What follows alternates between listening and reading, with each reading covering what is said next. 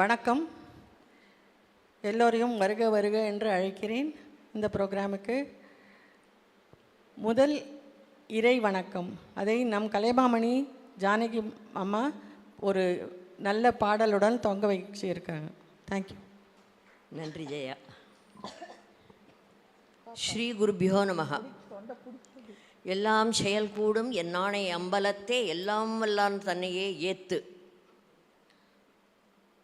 இன்றைய இறைவணக்க பாடலாக நந்தீச பஞ்சகம் என்று ஈஸ்வரன் பரமேஸ்வரனுடைய பரதநாட்டிய அபிநயத்துக்கு நந்திகேஸ்வரர் எப்படி ஆனந்தமாக வாசித்தார் என்பதை விவரிக்கும் விதமாக சுவாமி ஹரிதாஸ்கிரி அவர்களால் இயற்றப்பட்ட ஒரு நாட்டராக கீர்த்தனம்.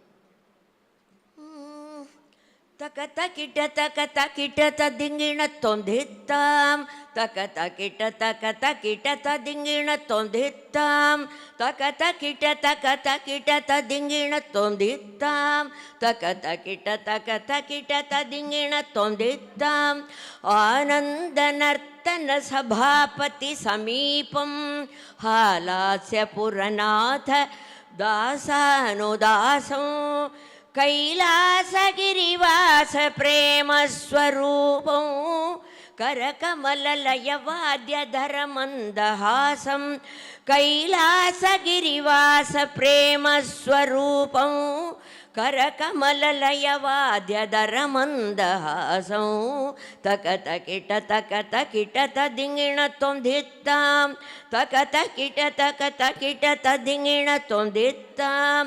देवगणभूतगणयक्षगणभृङ्गं देवकीवरबालकरताळशृङ्गं देवगणभूतगणयक्षगणभृङ्गं देवकीवरबालकरताळशृङ्गं सकलगणपरिवारवाद्यमयरङ्गं सकलगणपरिवारवाद्यमयरङ्गं नन्दीशसम्मेलनं नौमि शृङ्गं नन्दीशसम्मेलनं नौमि शृङ्गं तकतकिट तदिङ्गिण त्वं धित्तां तकतकिट तदिङ्गिण त्वं धित्तां करकटक करतल जनज्वलितजालं तातीधुम्नं इत्यादि तालं करकटक करतल जनज्वलितजालं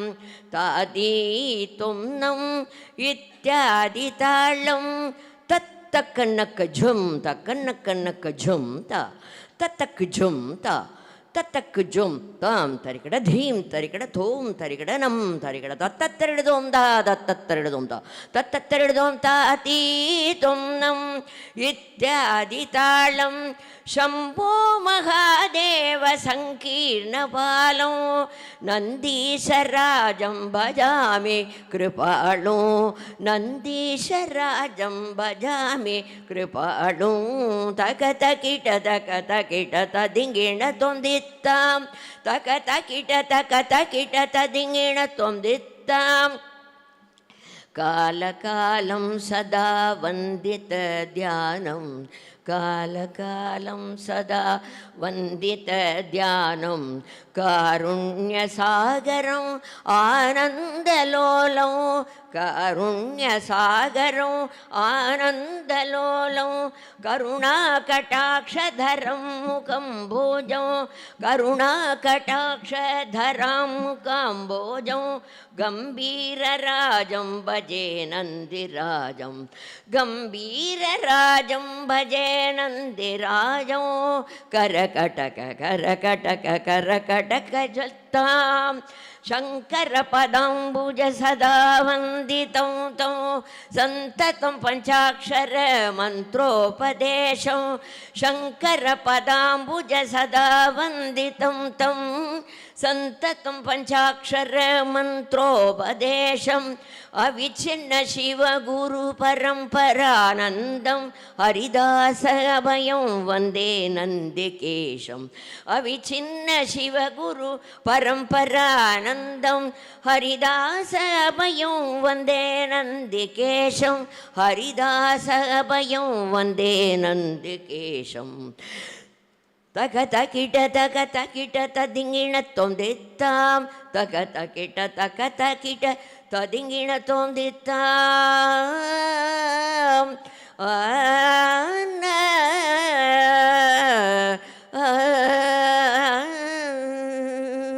ஹர நம பார்வதி பதயே समस्त सद्गुरु महाराज की जय आंजनेय वरप्रसाद मूर्ति की नன்றி வணக்கம்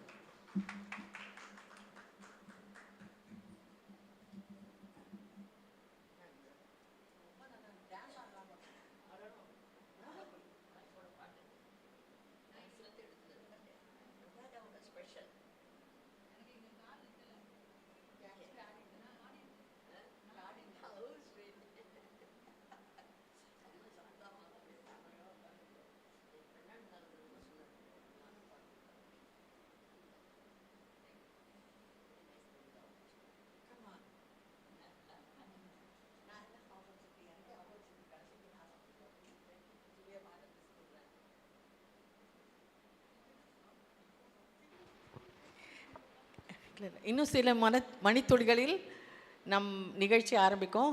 நம்மளோட சீஃப் கெஸ்ட் வரணும், அதனால வெயிட் பண்ணிட்டு இருக்கா. கொஞ்சம் வெயிட் பண்ணுங்க எல்லாரும்.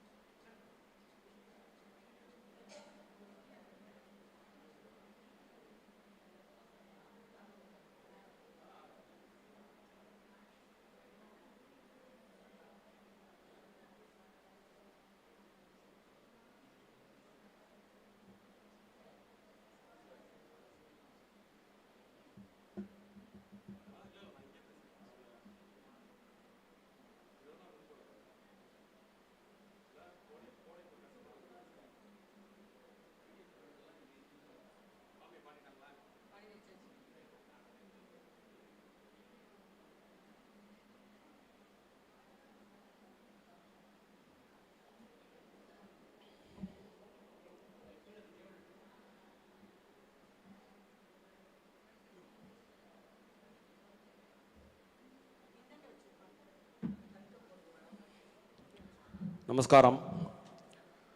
அனைவருக்கும் இனிய நற்காலை வணக்கங்கள். ஸோ இன்றைய நிகழ்ச்சி இனிதே துவங்கியது.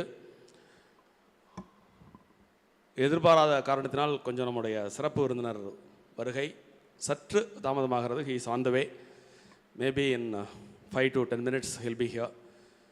ஸோ இந்த மீன்வாயில் அடியேன் ஒரு சின்ன அறிவிப்பு உங்களுக்கெல்லாம் தெரிவிக்கலாம் அப்படின்னு நான் நினச்சிட்டு இருக்கேன்.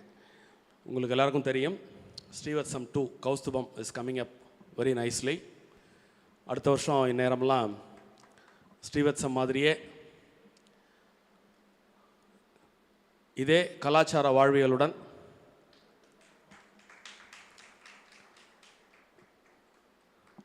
வர இருக்கிறது. ஸோ அதற்கான கட்டுமான பணிகள், அதை உலகெங்கும் இப்படி ஒரு ப்ராஜெக்ட் இருக்குது அப்படின்னு கொண்டு சேர்க்கக்கூடிய வேலைகள் அதெல்லாம் செவ்வனே நடைபெற்று கொண்டிருக்கிறது. அதனுடைய ஒரு அங்கமாக அடியேன் மீண்டும் ஒரு முறை ஒரு அமெரிக்க பயணம் மேற்கொள்கிறேன். நாளை மறுநாள் நான் இங்கேருந்து கிளம்பி அமெரிக்கா போகிறேன். ஸோ 25ஆம் தேதி நான் சியாட்டில் ரீச் பண்ணிவிடுவேன். உங்களுக்கு எல்லாருக்கும் தெரியும், நம்மில் ஒருவர், நம்முடைய ஆஸ்தான சாஸ்திரிகள் அப்படின்னே சொல்லலாம், திரு ராமநாத சாஸ்திரிகள். அவர் அமெரிக்கா போயிருக்கார். ஹூஸ்டனில் சான் ஆண்டனியோ அப்படிங்கிற ஒரு இடத்துல ஒரு பெரிய ருத்ர மகாயாகம் நடக்கிறது. 3 நாள் பெரு விழா அது. அந்த 3 நாட்களில் பங்கு பெற யூஎஸில் உள்ள பல்வேறு பகுதிகளிலிருந்தும் நிறைய பேர் அந்த ருத்ராபிஷேகத்தில் கலந்து கொள்கிறதுக்காக அங்கே சான் ஆண்டனியோ வரா. அந்த 3 நாட்களும் அடியேன் அங்கே சென்று நம்முடைய கௌஸ்துபம் ப்ராஜெக்ட் பற்றின ஒரு ப்ரெசன்டேஷன் செய்ய இருக்கிறேன்.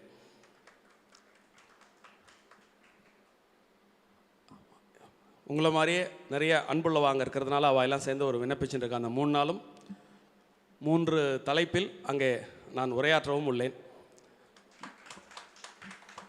முடிஞ்சால் அதை நான் ரெக்கார்ட் பண்ணி அங்கிருந்தே உங்களுடன் பகிர்ந்து கொள்ள விழைகிறேன். அதன் பிறகு இந்த நிகழ்வுகள் 29, 30, 31 ஆகிய 3 நாட்களில் சான் ஆண்டனியோவில் நடைபெறும். முடிஞ்சால் நான் வாக்கிட்டேருந்து டீட்டெயில்ஸ் வாங்கி ஒரு இன்விடேஷன் மாதிரியே நான் உங்கள் எல்லாரோடையும் ஷேர் பண்ணுறேன். நீங்களும் உங்களுக்கு வேண்டியப்பட்ட எல்லாரோடையும் அதை நீங்கள் ஷேர் பண்ணிக்கலாம். அதன் பிறகு ஒரு 2 நாட் பயணமாக நியூ ஜெர்சி, அங்கேருந்து நியூ ஜெர்சியில் 3, 4, 5 ஏப்ரல் இந்த 3 நாளும் அங்கே இருக்கேன்.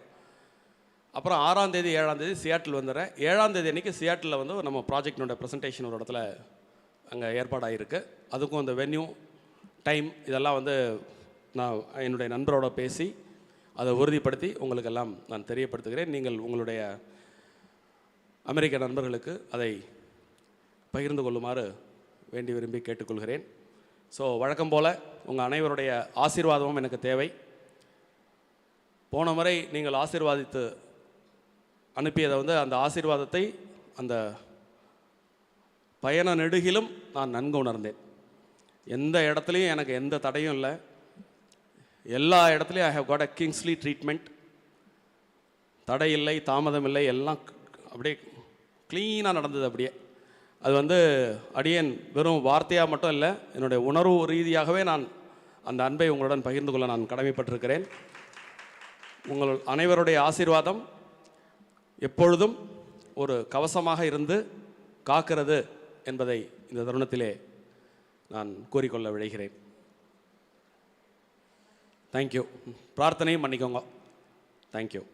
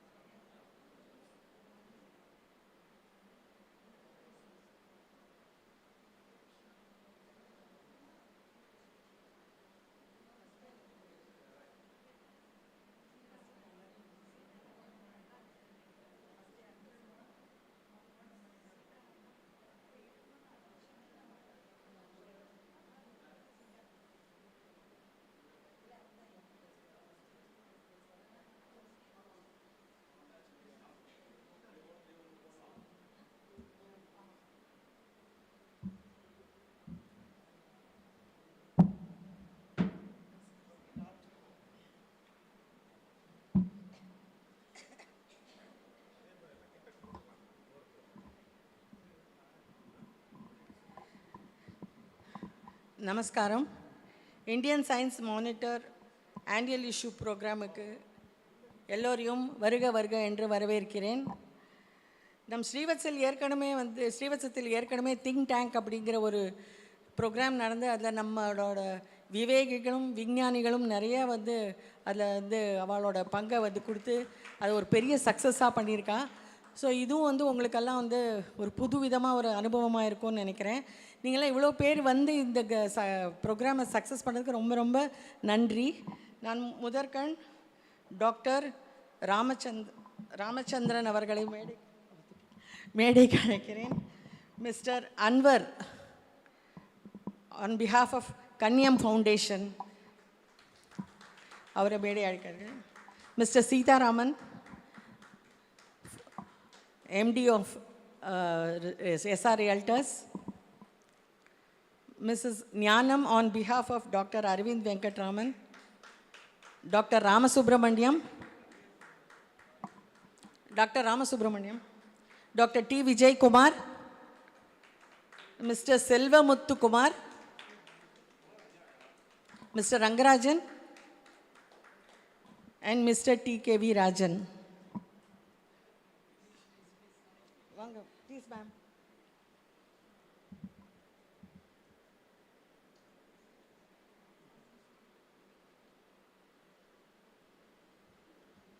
பரவாயில்ல, வந்திருக்கேன் இல்லையா, அவருக்கு பதிலாக வந்திருக்க செய்யும்.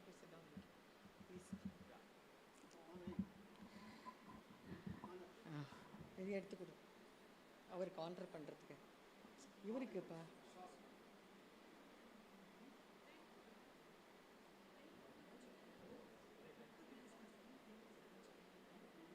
அப்புறமா first honour. I now request Mr. Sitaraman to kindly honor our chief guest, Dr. Ramachandran.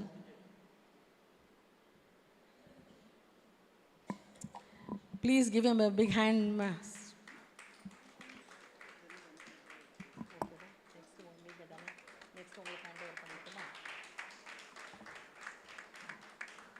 Nandri sir. Now I would request Mr. T.K.V. Rajan to take over the function. Thank you.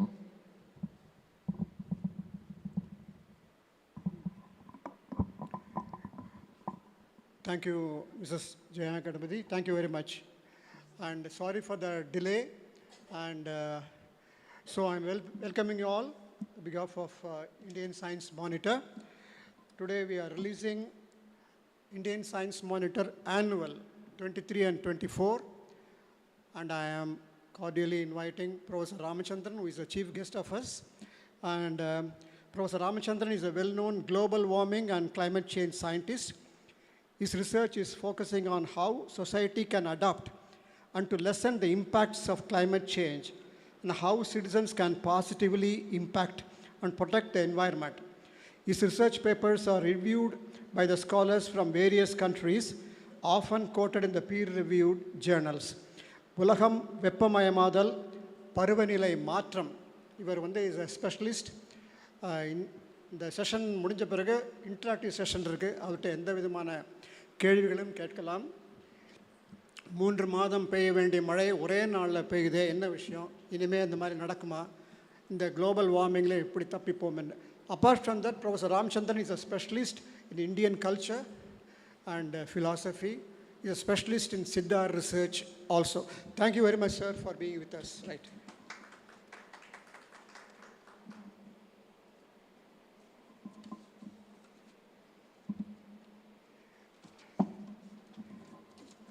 Now I request, now I am requesting Dr. Ramachandran to release the annual Indian Science Monitor. Please.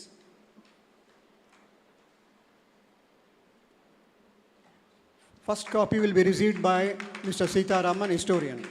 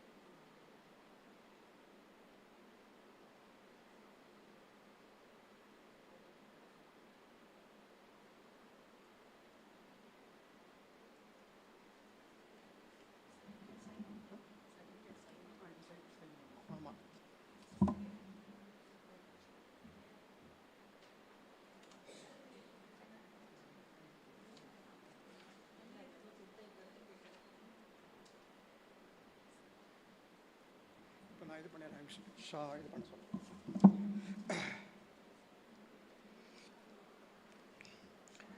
Indian Science Monitor annual contains some 21 research articles written by scholars from all over the world. We are thanking all of them for their research article exclusively written for this annual. We are also thanking those scholars who are present here with us. We wish to read the title of the article written by them. Avantipura Temple in Kashmir, an accurate portrayal of a bygone landmark by historian S. Sitaraman. And why our cyber criminals are always a step ahead by us, by Dr. Rama Subramaniam. Utility of artificial intelligence in ophthalmology by Dr. Aravind Venkatraman. On behalf of them, Dr. Jnanam is here. Industrial disaster management by Dr. T. Vijayakumar.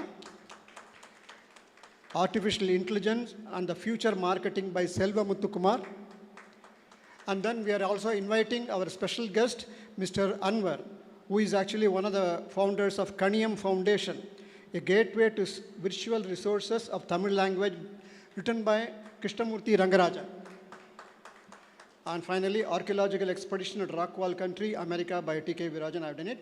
So these are the things I am requesting all of them to give shawl and also certificate from the respected guest.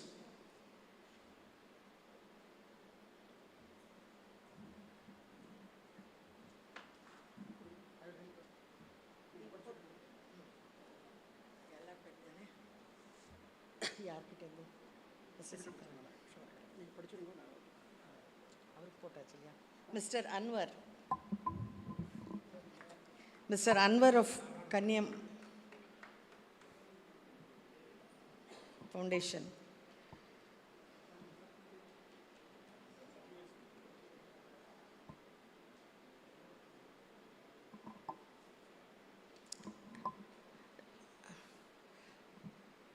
அவங்களுக்கு வந்து மரியாதையும் பண்ணி ஒரு சர்டிஃபிகேட்டும் கொடுத்துட்ருக்காங்க.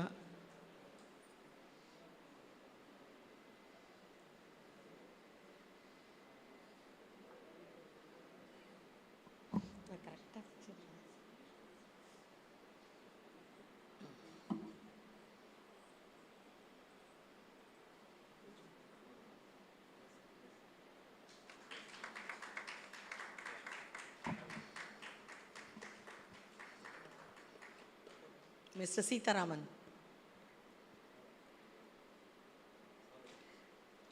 நான் க்ளீனாக ஆர்டரில் வச்சுருந்தேனே.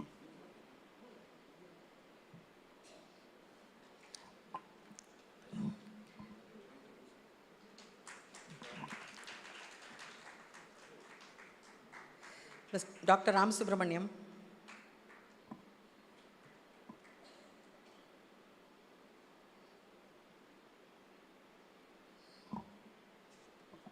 Mrs. Jnanam. Arvind. Dr. Arvind.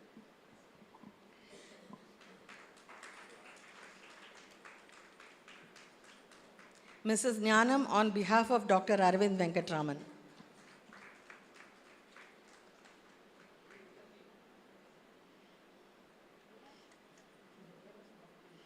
Sir, and idu kodunga. Vijay. After that, Selva Kumar, Rangarajan, and yours final. Say, Mr. Selva Kumar, Selva Muthukumar, sorry. I'm very sorry, sir, for pronouncing this.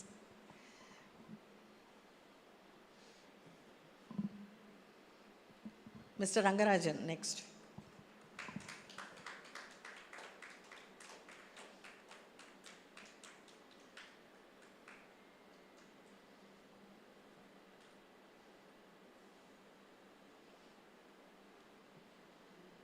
உங்களுது எடுத்துக்கோங்க first.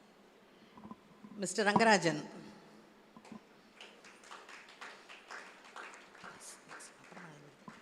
Doctor D Vijayakumar next.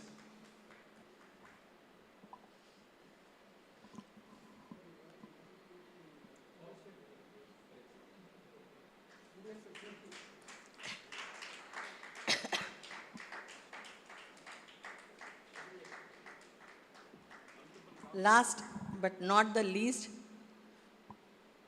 Doctor TKV. Rajan. உங்களுக்கு எடுத்துக்கோங்க sir. Please எடுத்துக்கோங்க sir. என்ன sir நீங்கள் கொடுங்க. எப்போ பாரு பிஹைண்ட் த ஸ்க்ரீன்ஸே இருக்கக்கூடாது. உங்களுக்கெல்லாம் ஒரு இன்ஃபர்மேஷன் சொல்கிறேன். 27 years ago இந்தியன் சயின்ஸ் மானிட்டருங்கிற ஒரு ஆர்கனைசேஷன் ஆரம்பித்தவரே இவர் தான். அப்போது இந்தியா மேலே எவ்வளோ ஒரு அக்கறை இருந்ததுன்னா இந்த மாதிரி ஒரு ஆர்கனைசேஷன் வந்து கிளைமேட்டிக் சேஞ்சஸ்க்காக ஆரம்பிச்சிருப்பாருங்கிறத யோசிச்சுக்கோங்க. அன்றைக்கே தெரிஞ்சு கொடுத்து இந்த மாதிரிலாம் நடக்க போகிறதுன்னு. ஸோ நமக்கெல்லாம் ஒரு நல்ல ஒரு சேஞ்ச் கிடைக்கிறதுக்காக இந்த மாதிரி எல்லாம் நமக்கு அறிவாளிகள் சேர்ந்தது நம்ம புண்ணியம். Thank you so much sir. Now I hand over to Mr. Rajan. Thank you, sir. Thank you very much.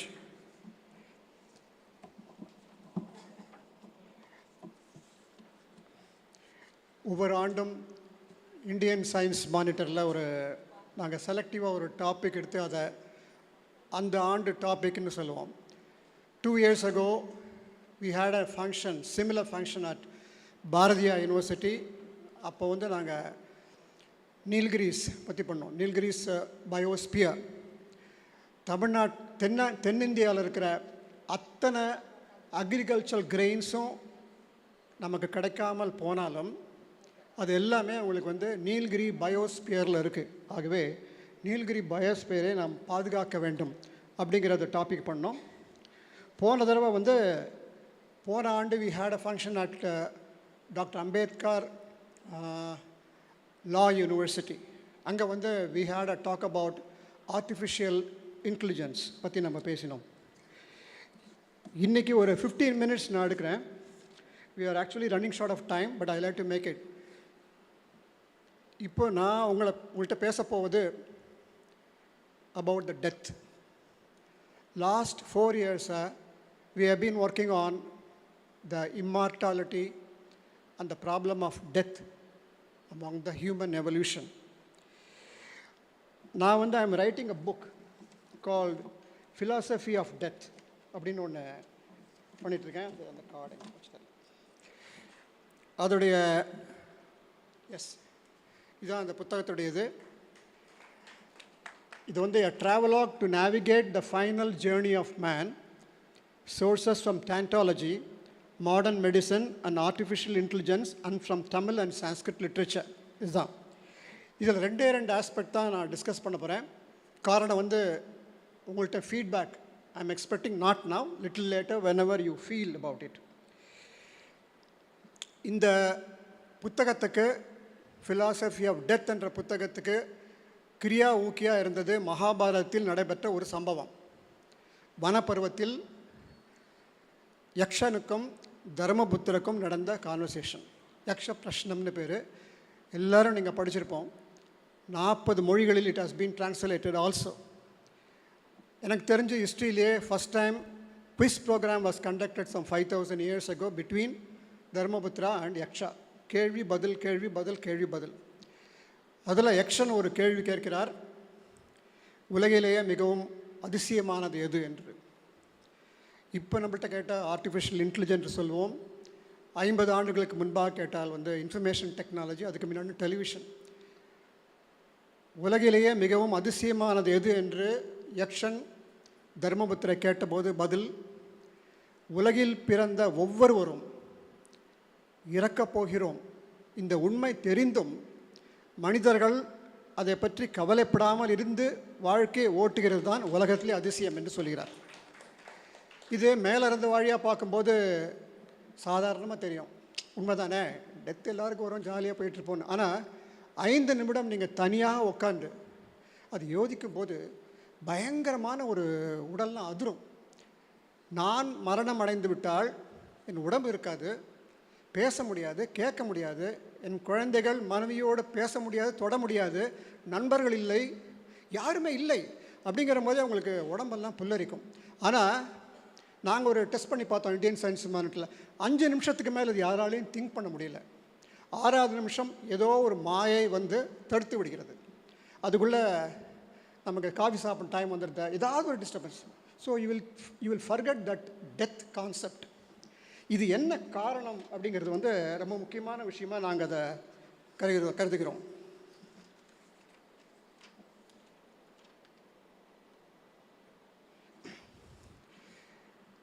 இறப்பை தொடர்ச்சியாக நம்மால் ஏன் சிந்திக்க முடியவில்லை என்றால் 2 விதமான மாயை. ஒன்று நித்திய மாயை, ஒன்று மகா மாயை. நித்திய மாயை என்ன பண்ணுதுன்னா கம்ப்ளீட்டாக கட் பண்ணி விட்டுருது. Let us not think about death. மரணத்தை பற்றி நம்ம நினைக்க வேண்டாம் என்ற ஒரு இது நான் கிட்டத்தட்ட 50 பேர்கிட்ட நாங்கள் டெஸ்ட் பண்ணி பார்த்தோம். எல்லாருமே 2 நிமிஷம் 3 நிமிஷத்துக்கு மேலே அவங்களால திங்க் பண்ணவே முடியல. நம்ம செத்து போனால் என்ன ஆகும், 2 மினிட்ஸ் தான். என்ன காரணம்னு கேட்டிங்கன்னா இந்த நித்திய மாயை தடுத்து விடுகிறது. இது வந்து நம்ம புராணங்களில் சொல்லப்படுகிறது. இன்னொரு மகா மாயை. நித்திய மாயை தினசரி மனிதனை ஆட்கொள்ளும் ஒரு சிஸ்டம். மகா மாயை என்பது வேர்ல்டு முழுக்க நடக்கக்கூடிய சம்பவங்களை கண்ட்ரோல் பண்ணக்கூடிய விஷயம் மகா மாயை. உதாரணம், 1945 ஜப்பானில் போடப்பட்ட அணுகுண்டு, ஹிரோஷிமா நாகசாகி, அமெரிக்கர்களால். அந்த அணுகுண்டு போடப்படாமல் இருந்திருந்தால் ஒருவேளை ஜப்பான் இந்தியாவின் பல பகுதிகளை ஆக்கிரமிப்பு செய்திருக்கலாம். நமக்கு 1947 சுதந்திரம் கிடச்சிருக்குமானே தெரியல. அங்கே மகாமாயை ஒர்க்ஸ் வெரி ரைட்லி. ஸோ அதனால் நித்தியமாக மயாமாய், நம்மளாம் வேர் ஆல் கண்ட்ரோல்டு பை மகாமாய். இப்போது இதே ரிசர்ச், ஸோ ஏதோ ஒரு ஹார்மோன் நம்மை மரணத்தை பற்றி சிந்திக்க விடாமல் தடுக்கிறது. இப்போ 3 ஹார்மோன் யூரோப்பில் கண்டுபிடிச்சிருக்காங்க. எண்டோஃபைன், ஆக்சிட்டோன். இந்த 2 தான் வந்து மரணத்தை சிந்திக்க விடாமல் தடுக்கிறது அப்படிங்கிற ஒரு அனுமானத்தை கொண்டு வந்திருக்கோம். இதை நம்ம ஏற்கனவே நம்ம லிட்ரேச்சரில் சொல்லிட்டோம்.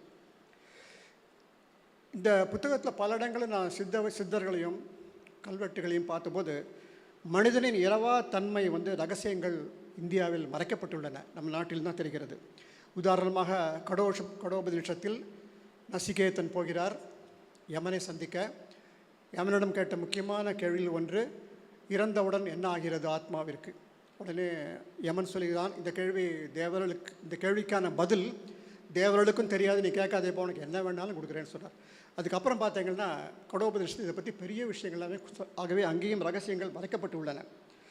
அதே மாதிரி நம்ம இதில் வந்து சித்தர்கள் வந்து ஸ்தூல சரீரத்தோடு வாழ முடியும் என்பதற்கான பல ரெஃபரன்சஸ் நம்ம கொடுத்துருக்காங்க.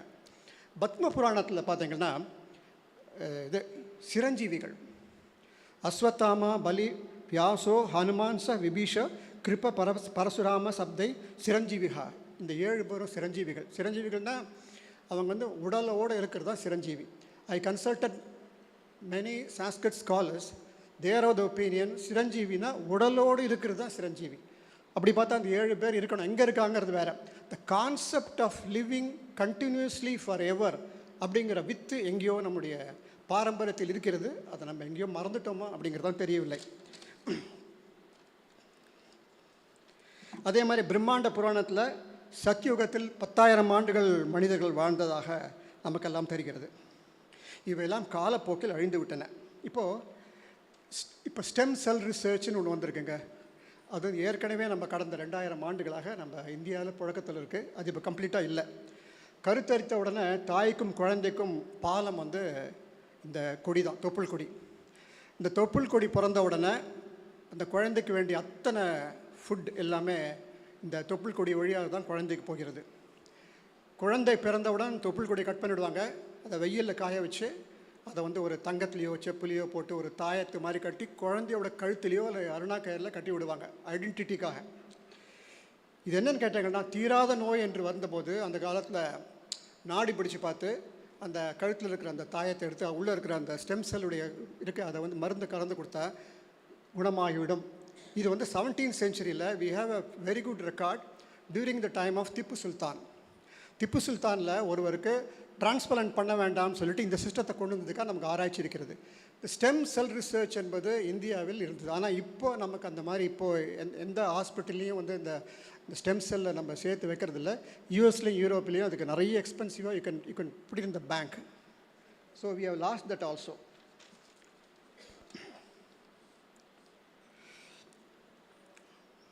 நாம் இழந்ததை இப்பொழுது மேல்நாடில் கொண்டு வந்து கொண்டிருக்கிறார்கள். நம்மால் மறக்க முடியாத personality doctor David Sinclair, Harvard medical school. என்னுடைய நூறில் அடிக்கடி அவரை நான் கோட் பண்ணிகிட்ருக்கேன். த செம் ரேஸ் ரிசர்ச்சை வச்சுட்டு இழந்த இளமையை மீண்டும் கொண்டு வரலாம் என்று அவர் ஆராய்ச்சி செய்து இருந்திருக்கிறார். பெரிய ஒரு பிரேக் த்ரூ போன வருஷம் நடந்தது. அப்போது இந்த ஹார்வர்ட் ஸ்கூலுக்கு யாரோ மகாபாரதத்திலிருந்து வந்த ஒரு செய்தியை சொல்லியிருக்கிறார்கள். எனக்கு எப்படி தெரியும்னு கேட்டிங்கன்னா, கென்டக்கியில் நான் இருந்தபோது ஒரு ப்ரொஃபஸர் இதை பற்றி பேசின போது ஆச்சரியமாக உங்களுக்கு எப்படி தெரியும்னு கேட்டாங்கன்னா, இந்த இன்ஃபர்மேஷன் ஹார்வர்டில் ஏற்கனவே தெரிஞ்சது. என்னன்னு கேட்டால், யயாதியினுடைய கதை, யயாதி என்ற அரசனுடைய கதை மகாபாரதத்தில் வந்திருக்கிறது. உங்களுக்கு எல்லாமே தெரியும், ஷார்ட்டாக சொல்லிடுறேன். யயாதி ஒரு தேவயானி என்ற பெண்ணை திருமணம் செய்கிறார். அப்பா சுக்ராச்சாரியார். இவன் ஒரு தப்பு பண்ணிடலாம், யார்? யயாதி. அதனால் சுக்ராச்சாரியார் யயாதியை சபித்து விடுகிறார். உனக்கு இளமை போய் உனக்கு வயோதிகம் வந்துவிடும் என்று. உடனே வயோதிகம் வந்து விட்டது. யாருக்கு? யயாதிக்கு. அப்போது காலில் போய் விழறான். யார்? யயாதி சுக்ராச்சாரியார். சுக்ராச்சாரியார் சொல்லுகிறார், யாராவது உன்னுடைய மகனுடைய இளமையை நீ வாங்கி கொண்டால் நீ வாங்கிட்டு அந்த முதுமையை அவன்கிட்ட கொடுத்துரு, அது முடியும், அதுக்கு நான் வழி செய்து கொள்கிறேன் என்று சொல்கிறார். யயாதி தன்னுடைய 2 மகன்கிட்ட கேட்குறான், 2 பேரும் கொடுக்கல, அது அண்டர்ஸ்டுட். கடைசியில் புருங்கிற பையன் என்ன பண்ணிடுறான்னா, தன்னுடைய இளமையை அப்பா கொடுக்குறான், அப்பாவோட முதுமையை தான் வாங்கி கொள்கிறான். 1000 ஆண்டுகள், அண்டர்லைன், 1000 ஆண்டுகளுக்கு இன்பமாக கழித்த பிறகு யயாதிக்கு மூளை வருது, இதில் ஒன்றுமே இல்லைப்பா இந்த இன்பத்தில்னு சொல்லிட்டு திருப்பி தன்னுடைய மகனை கூப்பிட்டு, அப்பா நான் தப்பு பண்ணிட்டேன், இந்த இளமையை நீயே வாங்கிக்கோ என்று சொல்லி இளமையை கொடுக்கிறார். வயோதிகத்தை வாங்கிக் கொள்கிறார். இந்த கதையை ஹார்வர்ட் மெடிக்கல்ஸ் பள்ளியில் நான் ரெஃபரன்ஸ் வேணால் தரேன் பாருங்க. they did a wonderful research on that. இது முழுக்க நம்முடைய ஹிஸ்டோரியன் சீதாராமன் அடிக்கடி சொல்வார், புராணங்களில் இருப்பதெல்லாமே நீங்கள் டீகோட் பண்ணணும். வெறும் நீங்கள் உபன்யாசத்தில் கதையை மட்டும் சொன்னால் யாருக்கும் அதில் பயன் இல்லை. டீகோட் பண்ணி உள்ளே இருக்கிறது என்னங்கிறத சொன்னதான் தெரியும். அப்படி பார்க்கும்போது யயாதி கடையில் டீகோட் பண்ணி ஹார்வர்ட் மெடிக்கல் காலேஜில் என்ன சொல்கிறாங்கன்னா, இது ரொம்ப அருமையான விஷயமா இருக்கிறது, இட்ஸ் அக்செப்டட் ஃபேக்ட். அந்த சான்ஸ்கிரிட் நீங்கள் படித்தீங்கன்னா ஆசிஃப் ரொம்ப இயற்கையாக இருக்கும். நீ இளமையை வாங்கிக்கோப்பா, நீ கொடுத்துக்கோங்கிற மாதிரி அந்தளவு சிஸ்டம் அங்கே இருந்திருக்கலாமா என்ற ஒரு சந்தேகம் வருகிறது. இப்போது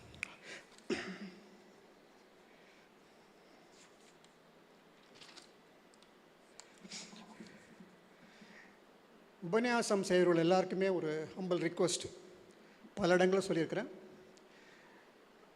ஆராய்ச்சி வழியாக கிடைத்த பல தகவல்களை நீங்கள் இளைய சமுதாயத்தோடு பரிமாறிக்கொள்ள வேண்டும். உதாரணமாக நான் கண்ணனை தேடி என்ற நூலை பிரவச்சனம் பண்ணுற நிறைய பேர்ட்ட நான் கொடுத்துருக்கேன். துவாரகையை பற்றி பேசும்போது சொல்லுங்கள், மெரீன் ஆர்கியாலஜியில் துவாரகையோட பல கட்டிடங்கள் கண்டுபிடிக்கப்பட்டுள்ளன. கண்ணன் பலராமனுடைய காசுகள் ஆப்கானிஸ்தானில் கிடைத்திருக்கின்றன. ஆப்கானிஸ்தான்ங்கிறது காந்தாரியோட இடம். இதையும் கூட சேர்த்து சொல்லுங்கன்னு சொல்வேன். இதுவரை யாரும் அந்த மாதிரி சொன்னதாகவே தெரியல.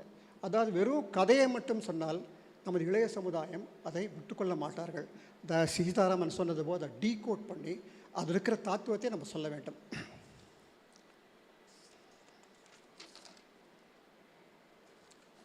இப்போ லேட்டஸ்ட் ரிசர்ச் ஒன்னோட நான் அந்த இதை முடிச்சுக்கிறேன்னா, July 12th, 2023, in a groundbreaking study, researchers have unlocked a new frontier in the fighting against the aging and age-related diseases based on the research done by Yamanaka. Yamanaka is a Japanese scholar who won the Nobel Prize for this research. They are able to enhance the lower form of cells, make them into stem cells. அதாவது முதிர்ந்த கிட்டத்தட்ட வயசாக போன அந்த உயிரினங்களை நம்ம உடம்புல இருக்கிறத மீண்டும் உயிர் கொடுத்து அதை ரிஜெனரேட் பண்ணுறதுக்கான ஆயுதங்கள் மட்டும் இல்லை, they are able to identify. For example, only one research they have done on the எலி. அந்த எலிக்கு கண் பாதிக்கப்பட்டு விட்டது. சாதாரணமாக என்ன பண்ணுவாங்கன்னா டிரான்ஸ்பிளான்ட் பண்ணலாம். 300 எலியுடைய கண்ணை எடுத்து அந்த எலிக்கு வச்சுட்டாங்க, நார்மல் ஆகிடும். இப்போ நம்ம பண்ணுறோம் இல்லையா, அது மாதிரி. சிங்லர் அப்படி செய்யவில்லை. அவருடைய ரிசர்ச்சில் எஸ் ஃபவுண்ட் அவுட் 6 காக்டைல்ஸ். 6 காக்டைல்னால் 6 விதமான மருந்துகள். அது என்னங்கிறத ரிசர்ச் வெளியில் சொல்லலை. அதை அந்த எலியோட உள்ளே செலுத்தும் போது பழைய கண், அதாவது ஏற்கனவே வலு இழந்த கண் மீண்டும் புத்துயிர் பெற்று நார்மலுக்கு வந்துவிட்டது. அதாவது எந்த விதமான டிரான்ஸ்பிளண்ட் கிடையாது. No kidney transplant, no heart transplant. Simply உடம்புல இருக்கிற அதே எஃபெக்டை வைத்து, அதே ஜீன்ஸை வைத்து கொண்டு இது ஒரு பெரிய டேர்னிங் பாயிண்ட் இந்த ஹிஸ்ட்ரி ஆஃப் த மெடிசன் என்று சொல்கிறார்கள். இது போன ஆண்டு தான் நடந்தது. அவர் என்ன சொல்கிறாருன்னா, எங்களுக்கு சான்ஸ் கொடுங்க. அதாவது முதுமை என்பது ஒரு டிசீஸ் தான். முதுமை என்பது இயற்கை அல்ல. முதுமை என்பது டிசீஸ். அது இருக்கிற டிசீஸை நீங்கள் எடுத்துட்டாங்கன்னா முதுமை என்பதே கிடையாது. இப்போ அமெரிக்காவில் ஒரு ஆர்கனைசேஷன் இருக்குது, சில இடங்கள்லாம் மனிதர்களை நம்ம ரிசர்ச் பண்ண அனுமதி கிடையாது. ஸோ சிங்குலர் என்ன சொல்கிறாருன்னா, தயவு செஞ்சு அமெரிக்கன் கவர்மெண்ட் சொல்லியிருக்கேன், எங்களை அனுமதி கொடுங்கள், நாங்கள் ப்ரூவ் பண்ணி காமிக்கிறோம் மனிதன் 120 ஆண்டுகள் மிக சுலபமாக வாழ முடியும் என்று. இது சிங்குலருடைய லேட்டஸ்ட் ஆராய்ச்சி.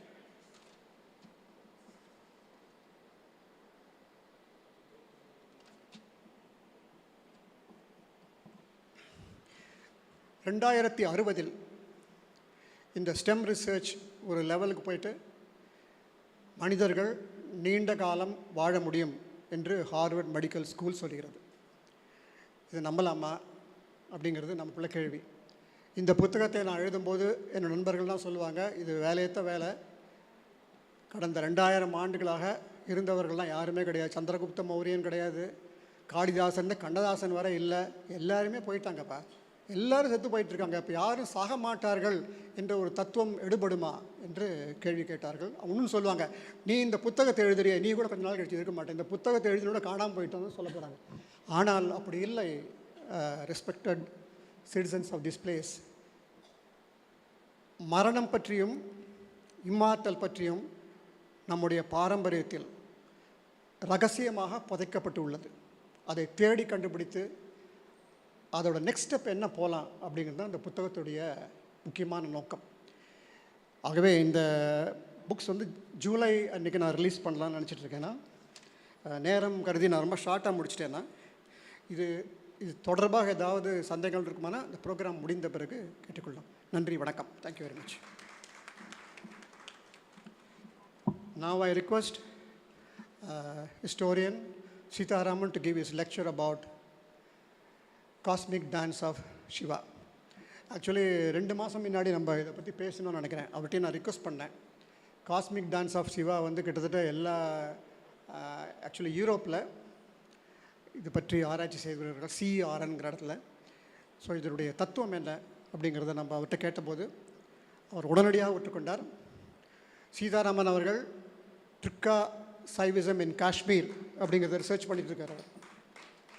And we hope the book will be released very soon in JNU, Jawaharlal Nehru University, most probably in the month of April or maybe in the May. We are all ready for that. So I told him, history is ready for you, do it. ஏன்னா இன்னி வர காஷ்மீர் சைவசத்தை இந்த விஞ்ஞான கண்ணோட்டத்தோட அறிவியல் பார்வையோடும் பார்த்து எழுதினது மிக மிக அபூர்வம். அதை அவர் செய்வது மிக மகிழ்ச்சியாக இருக்கிறது. அது மட்டும் இல்லாமல் காஷ்மீருக்கும் தமிழ்நாட்டுக்கும் உள்ள தொடர்பு திருமூலர் மட்டுமல்ல, எங்கே காஷ்மீரில் கிடைக்கப்பட்ட அந்த ஆதாரங்கள் எவ்வாறு ராஜராஜ சோழன் காலத்தில் இங்கே வந்தது பற்றி அருமையான கட்டுரை. We are greatly expected for him. I request Sitaraman to come and give a lecture.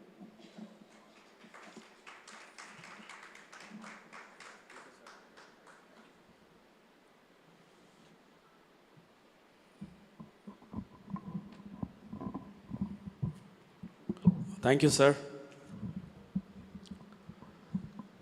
முதற்கண் அனைவருக்கும் இனிய நற்காலை வணக்கங்கள். இன்று 27ஆம் ஆண்டை நிறைவு செய்திருக்கிறார் சார். 27 வருஷம் பூர்த்தி ஆயிடுச்சா இந்தியன் சயின்ஸ் மானிட்டர்? ஏன் அதை 2ஆம் தடவை கேட்டேன்னா, அந்த 27ங்கிற நம்பருக்கு ஒரு சிக்னிஃபிகன்ஸ் உண்டு. அண்டவளியில் 27 நட்சத்திர மண்டலங்கள் உண்டு. அந்த 27 வருஷத்தை ஒரு நிகழ்வு பூர்த்தி செய்கிறது அப்படின்னா,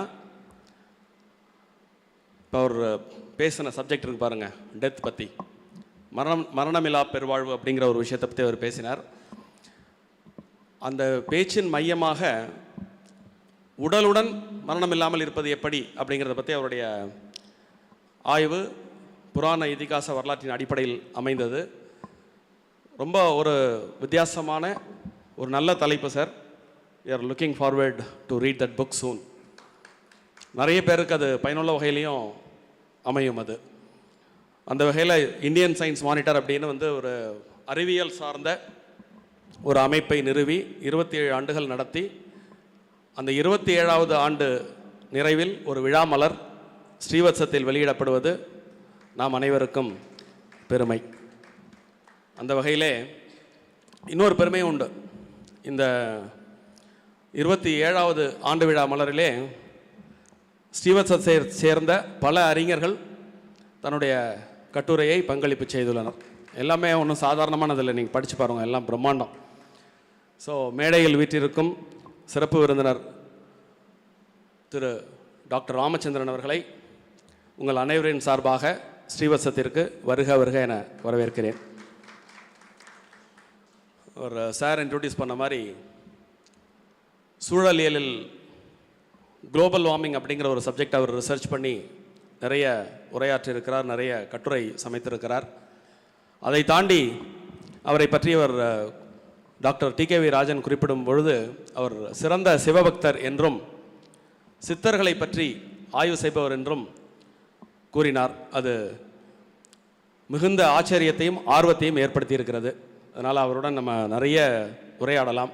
இன்று இந்த நிகழ்வு முடிந்த பிறகு அவருடன் நாம் உரையாட இருப்பது அவர் சார்ந்த அவருடைய அந்த கோர் கம்பீட்டன்சி ஏரியா, அந்த குளோபல் வார்மிங், அது பற்றிய கேள்விகளை நாம் அவர் முன்னே வைக்கலாம். அவர் திறந்த மனதுடன் நம்மிடையே பதிலளிக்க காத்திருக்கிறார். அந்த வகையில் ஒரு சிறந்த சிறப்பு விருந்தினரை நமக்கு அறிமுகம் செய்த திரு டிகேவி ராஜன் அவர்களுக்கு நாம் மனமார்ந்த நன்றியை தெரிவித்துக் கொள்கிறோம். ஸோ எண்ணிய முடிதல் வேண்டும், நல்லவே எண்ணல் வேண்டும், திண்ணிய நெஞ்சம் வேண்டும், தெளிந்த நல்ல அறிவு வேண்டும் என்ற பாரதியின் வரிகளை தியானித்து எனக்கு வழங்கப்பட்ட தலைப்பு காஸ்மிக் டான்ஸ் ஆஃப் நடராஜா.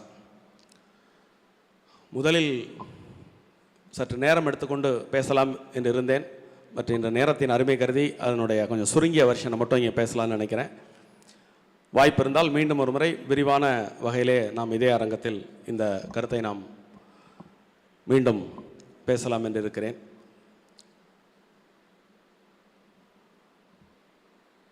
கலை, நடராஜர் அப்படின்னு ஒரு சொல்லை கேட்டவுடன் நம் கண்முன்னே எழுந்து நிற்கும் ஒரு சொல் கலை. கலை என்றால் என்ன? கலையை பற்றின ஒரு ஆழ்ந்த சிந்தனையை நாம் மேற்கொண்டோமானால் ஒரு 6 விதமான ரிசல்ட்ஸ் நம் முன்னே வரும். கலை என்பது அழகின் செறிவு, கருத்தின் பதிவு, கவர்ச்சியின் நிறைவு, மகிழ்ச்சியின் உறைவிடம், பண்பாட்டின் சிகரம். இந்த 5ஐயும் தாண்டி 6வதாக கலை என்பது வளர்ந்த நாகரிக நிலையுள்ள ஒரு சமுதாயத்தின் சின்னம். இந்த பின்புலத்திலிருந்து நம்முடைய இசைக்கலை, பாரம்பரிய நாட்டியக்கலை, கட்டடக்கலை இதெல்லாம் நம்ம உற்று நோக்கினோம்னா இந்தியா என்பது எப்பேற்பட்ட தத்துவ தரிசனங்களை தன்னுள்ளே கொண்டுள்ளது என்பதை நாம் எளிமையாக உணரலாம். சரி, கலையினுடைய விளைவுகளை சொல்லிட்டோம். கலை என்பது எப்பொழுது உருவாகும்? இவ்வளவு அருமையான விளைவுகளை கொடுக்கக்கூடிய கலை எளிமையானதா அப்படின்னு கேட்டால் 2 பார்வை இருக்குது. மிகவும் எளிமையானது அப்படின்னு சொல்லிடலாம். இன்னொன்று இல்லை, அது எளிமையானது அல்ல அப்படின்னு சொல்லலாம். எல்லாத்துக்குமே ஒரு 180 டிகிரிஸில் வந்து பார்த்திங்கனாக்கா ஒரு வேற்றுமை இருக்கும். ஆனால் ஒரு கலை உருவாவதற்கு ஒரு கண்டிஷன்ஸ் அப்படின்னு ஒன்று இருக்குது. அது என்ன அப்படின்னா, கலை என்பது களிப்பின் வெளிப்பாடு. களிப்பு என்பது ஒரு உச்சக்கட்ட ஒரு மகிழ்ச்சி. கலங்கிய உள்ளத்தில் கலை எழுவதே இல்லை. மகிழ்ந்த உள்ளத்தில்தான் கலை எழும், வெளிப்படும். மகிழ்ந்த உள்ளத்தால் தான் கலையை உள்வாங்கவும் முடியும். அந்த வகையிலே வீட்டிலும் நாட்டிலும், எந்த வீட்டிலும் எந்த நாட்டிலும் அமைதியும் மகிழ்ச்சியும் குடிகொள்கிறதோ அந்த நாட்டில்தான் கலை, இலக்கியம், பண்பாடு இவைகள் முகிழ்ந்து வளரும். இப்போ இந்த மாதிரி சொல்ல சொல்ல சொல்ல நம்ம இந்திய பாரம்பரியத்தையும் இந்திய வாழ்வியலையும் அப்படியே கற்பனை பண்ணிட்டே வாங்கும். நம்முடைய முன்னோர்கள் எல்லாம் எப்படிப்பட்ட ஒரு அருமையான வாழ்வியலை நமக்கு விட்டு சென்றிருக்கிறார்கள் அப்படிங்கிறது நமக்கு நல்லா புரியும். கலையின் பயன் என்ன? இப்படிப்பட்ட கலையின் பயன் என்ன? கலை அப்படிங்கிறதே ஒரு உண்மையின் வெளிப்பாடாகத்தான் இருக்கும்.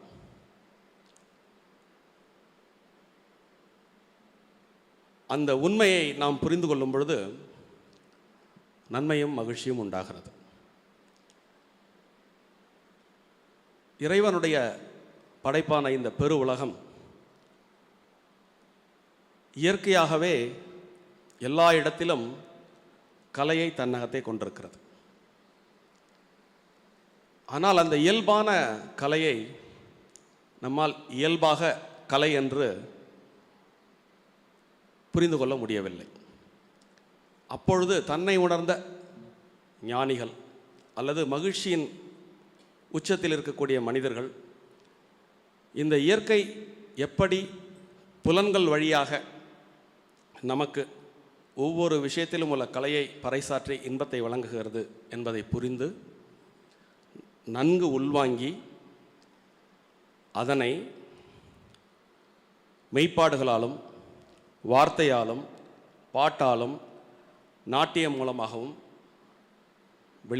வெளிப்படுத்தக்கூடியவர்கள் கலைஞர்கள். இந்த கலை என்பது தெய்வாம்சம் பொருந்தியது. எப்படி என்றால் கலைக்கும் தெய்வத்திற்கும் ஒரு மிக நெருங்கிய பொருத்தம் உண்டு. இரண்டுமே அறிவு சார்ந்தது.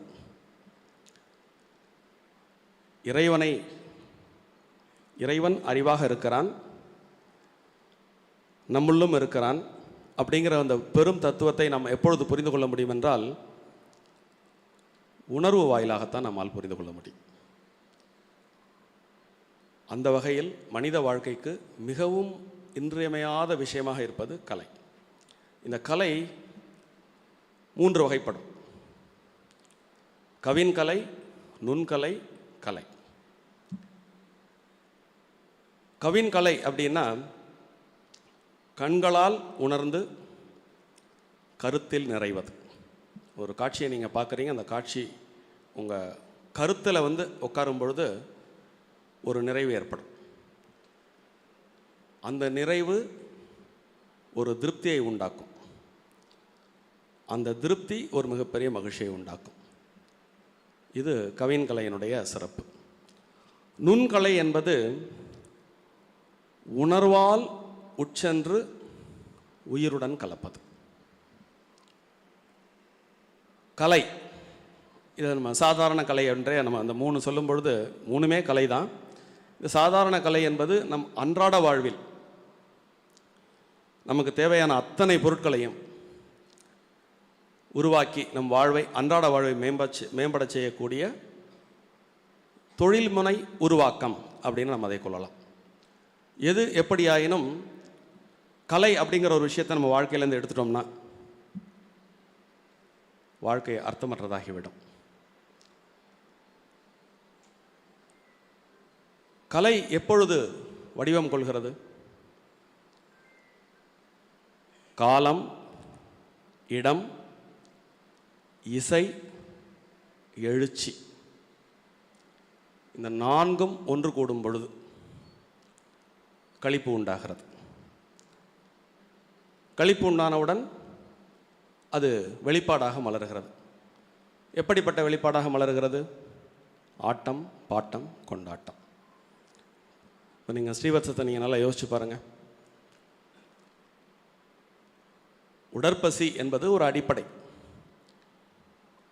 பழைய காலத்துலலாம் சொல்லுவாங்க,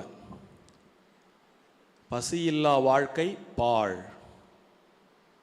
இது ஒரு பழமொழி. இந்த உலகத்தை நல்லா அனுபவிக்கணும்னா பசிக்கணும், நல்லா வகை வகையாக சாப்பிடணும். அப்படி சாப்பிட்டவுடனே பசி போயிடும். ஆனால் பசி முடிந்தவுடன் நம் மனம் அத்துடன் நின்று விடுவதில்லை. அதுக்கு பிறகுதான் அதனுடைய தேடல் விரிந்து பறந்து செல்கிறது.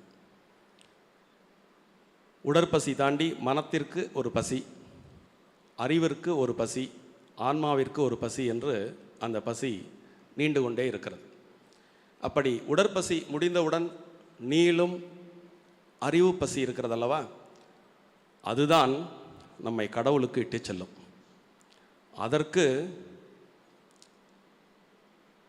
பெரும் துணையாக நம் வாழ்வில் கூட வருவது கலை. இந்த கலை அப்படிங்கிற ஒரு சொல்லை கொஞ்சம் நுட்பமாக சிந்திச்சு பார்த்தா, தமிழில் உள்ள சொற்கள் எல்லாம் வந்து பார்த்திங்கன்னா ஒவ்வொரு சொல்லையும் தனியாக ஆராய்ச்சி பண்ணி தனியாக ஒரு கட்டுரை எழுதலாம். அவ்வளோ விஷயங்கள் அந்த சொற்களில் பொதிந்துள்ளது. படித்தல், அறிவை வளர்ச்சி செய்வதற்கு முக்கியமான டூல் படித்தல். அந்த படித்தலில் உள்ள தகரம் இத்தனை இருக்கு பாருங்க, அதை எடுத்துட்டிங்கன்னா படித்தல். ஸோ அந்த படித்தலிலே அக்வயரிங் நாலெட்ஜ், அந்த அக்வயரிங் நாலெட்ஜ் ஏற்பட்ட பிறகு நாம் எப்படி இருக்க வேண்டும் அப்படிங்கிறதே அந்த சொல் அப்படியே தன்னகத்தை கொண்டிருக்கிறது. படிந்து போதல், எவ்வளோக்கு எவ்வளோ நம்ம அறிவை மேம்படுத்துகிறோமோ அவ்வளவுக்கு அவ்வளவு நாம் படிந்து கீழே வர வேண்டும் என்ற பொருள்பட அந்த படித்தல் அப்படிங்கிற ஒரு விஷயம் இருக்குது. சரி, படித்தல் என்ற ஒரு சொல் இருக்கும் பொழுது கலை என்ற ஒரு சொல் ஏன் அப்படின்னு கேட்கும் பொழுது, படிப்பை தருவது, படிப்பினால் வருவது கலை. படித்தல் என்ற பொருள்படும் இன்னொரு சொல் தமிழில் உண்டு, கல்வி. கல், இந்த கல் என்ற வேர்ச்சொல், இந்த கல்வி அப்படிங்கிற வார்த்தையை நம்ம பகுபத உறுப்பிலக்கணம் கொண்டு பிரித்தால் கல் என்ற பகுதியாகவும் வி என்ற விகுதியாகவும் அதை நம்ம ரெண்டாக பிரிக்கலாம். இந்த கல் என்ற வேர்ச்சொல் வடமொழியிலும் உண்டு. அந்த சொல்லுக்கு பொருள் என்ன அப்படின்னா, விஸ்தரித்தல், விரிதல், தொடர்ச்சியாக எண்ணுதல் அப்படிங்கிற பல பொருள் பயின்று அந்த சொல் வருகிறது. தமிழிலே இந்த பஞ்சபூதங்களில் நிலம் அப்படிங்கிறது வந்து பார்த்திங்கனாக்கா மீதி உள்ள 4 பூதங்களையும் தன்னகத்தே கொள்ளக்கூடிய ஒரு பிரம்மாண்டமான பூதம். 5 பூதத்தில் நிலம். அந்த பஞ்சபூதத்தில் நிலத்தில் இந்த பஞ்சபூதங்களும் இருக்கின்றன. அதில் நீர், காற்று, ஆகாயம் இப்படி எல்லாம் இருந்தாலும் மலை அப்படிங்கிறத நம்ம கல் என்று குறிப்பிடுவோம். வலிமையானது. நீங்கள் படிக்கக்கூடிய, உணரக்கூடிய, அறியக்கூடிய செய்தி வலிமையாக இருக்கும் பட்சத்தில் அது உங்கள் வாழ்க்கைக்கு உதவும் என்ற பொருள்பட அந்த கல் என்ற பகுதியாக அது அமைந்திருப்பதாக சில பெரியோர் கூறுவர். இதற்கு தொடர்புடைய ஒரு பழங்கால பழமொழி கூட உண்டு, இளமையில் கல்வி சிலைமேல் எழுத்து அப்படின்னு. ரெண்டாவது கலை அப்படின்னு, கலை என்றால் மானின் கொம்பு அப்படின்னு பொருள்பட ஒரு அறிஞர் பொருள் விளக்கம் பார்த்தேன். மான் கொம்பு நீங்கள் பார்த்துருக்கீங்களா? அப்படி பிரிஞ்சு கிளை விட்டு பறந்துருக்கும். அப்படியே மானின் கொம்புக்கு கலை என்ற பெயர். ஸோ அறிவு என்பது நீங்கள் படிக்க படிக்க படிக்க அதை உள்வாங்க உள்வாங்க உள்வாங்க அப்படி விசாலமாக விரிவடையும் என்ற பொருளிலே கலை என்ற சொல் தமிழிலே எடுத்தாளப்பட்டிருக்கிறது. இந்த கலை ஆரம்பத்தில் சித்திரமாக இருந்தது, கோட்டோவியங்கள், அதன் பிறகு வண்ண ஓவியங்கள். ஒரு மனிதன், ஒரு கலைஞன் தான் உள்வாங்கிய ஒரு விஷயத்தை மனிதர்களுக்கு வெளிப்படுத்துவதற்கு ஆரம்பத்திலே சில சிற்பங்களை, சித்திரங்களை வரைந்தான். அந்த சித்திரங்கள் ஆங்கிலத்தில் சொல்லணும்னா சிங்கிள் டைமென்ஷன். அப்புறம் அவனுக்கு இது போரலை, ஒரு குறிப்பிட்ட விஷயம் மட்டும்தான் அதனால் கடத்த முடிஞ்சுது. தான் நினைக்கக்கூடிய ஒரு விஷயத்த முழுதாக மக்கள் மத்தியில் கொண்டு போய் சேர்க்கறதுக்கு என்ன செய்யலாம்னு அப்படின்னு யோசித்த பிறகு சிற்பம் அப்படின்னு ஒரு 3 டைமென்ஷனல் ஃபிகரை, ரொம்ப சிற்பங்களெல்லாம் வந்து பார்த்திங்கன்னா குறைஞ்சபட்சம் வரலாற்று கண் கொண்டு பார்த்தால் குடைவரை கோயில்களிலிருந்து நாம் ட்ரேஸ் எடுக்கலாம்.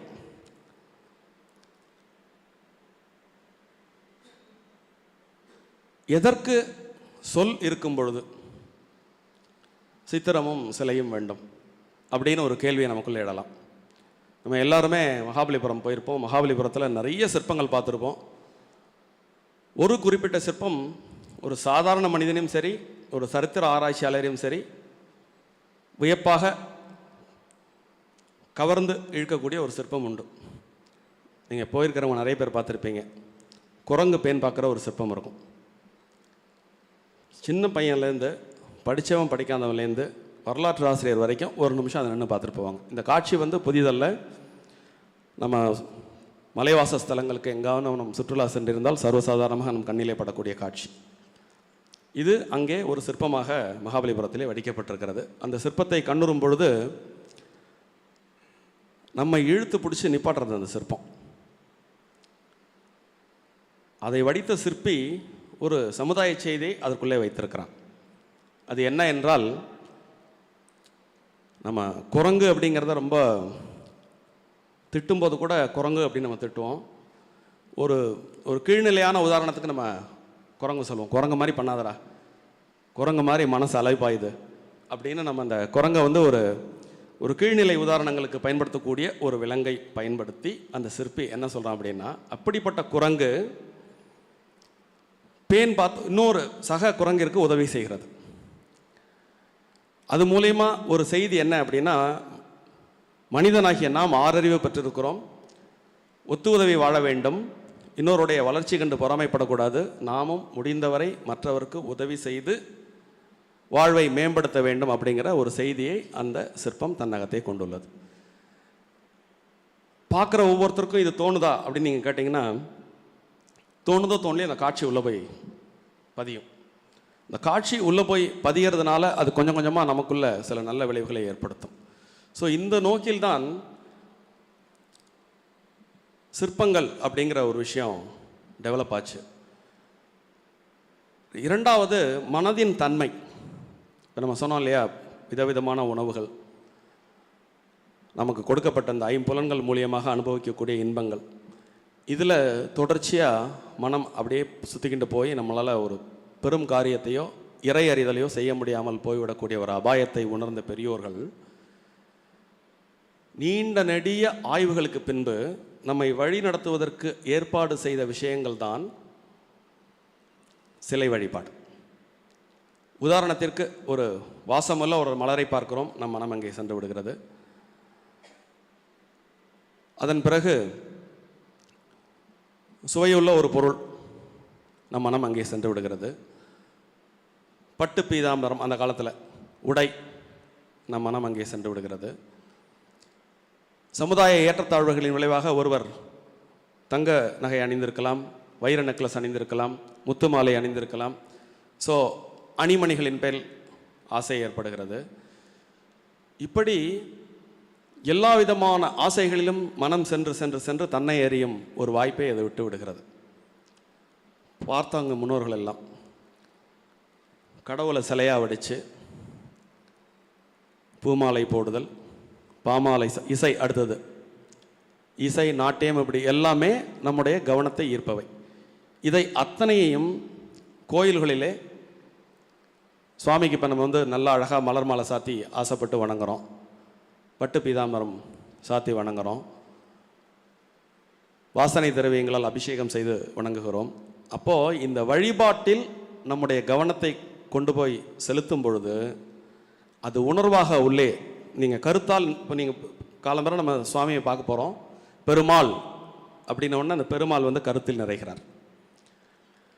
கருத்தில் நிறைவதற்கு ஒரு கவர்ச்சி தேவைப்படுகிறது.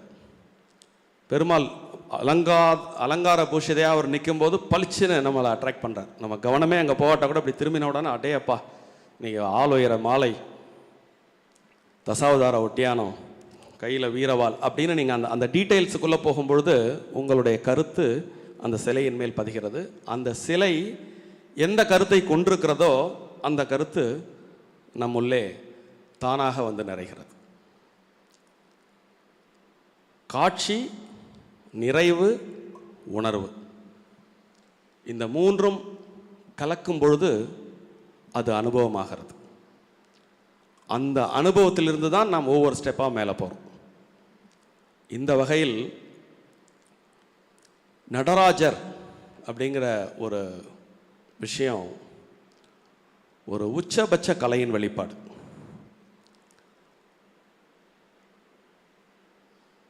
நம்ம எல்லாருக்கும் சாதாரணமாக தெரியும், நடராஜர்னா பரதக்கலையின் உச்சம். குறிப்பாக அந்த இடது காலை தூக்கி ஆடக்கூடிய அந்த காட்சி தான் இன்றைக்கி மேலை நாட்டு அறிஞர்களால் வந்து வியந்து பாராட்டப்படக்கூடிய ஒரு பிரம்மாண்டமான ஒரு காட்சி. அவர் 108 கரணங்களில் சிவன் ஆடுவார். 108 கரணங்களும் வந்து டீட்டெயில்டாக இருக்குது. அந்த இடது பாதம் தூக்கி ஆடக்கூடிய அந்த காட்சி பிரபஞ்ச நடனம் என்று உலகெங்கும் போற்றப்படுகிறது. எப்பொழுதுமே நம்மளுடைய பெருமை நேரடியாக நமக்கு தெரிவதில்லை. யாராவது ஒரு மேலை நாட்டை சேர்ந்த ஒருத்தவங்க வவுச் பண்ணாங்கன்னா உடனே நம்ம டிக் அடிச்சிருவோம். அந்த வகையில் இந்த நடராஜருடைய அந்த பிரபஞ்ச நடனம் என்பது பல மேலை நாட்டிய சேர்ந்த அறிஞர்களால் எடுத்துக்கொண்டு ஆய்வு செய்யப்பட்டது. அவர்கள் அசந்து போனாங்க. ஏன் அசந்து போனாங்க அப்படின்னா,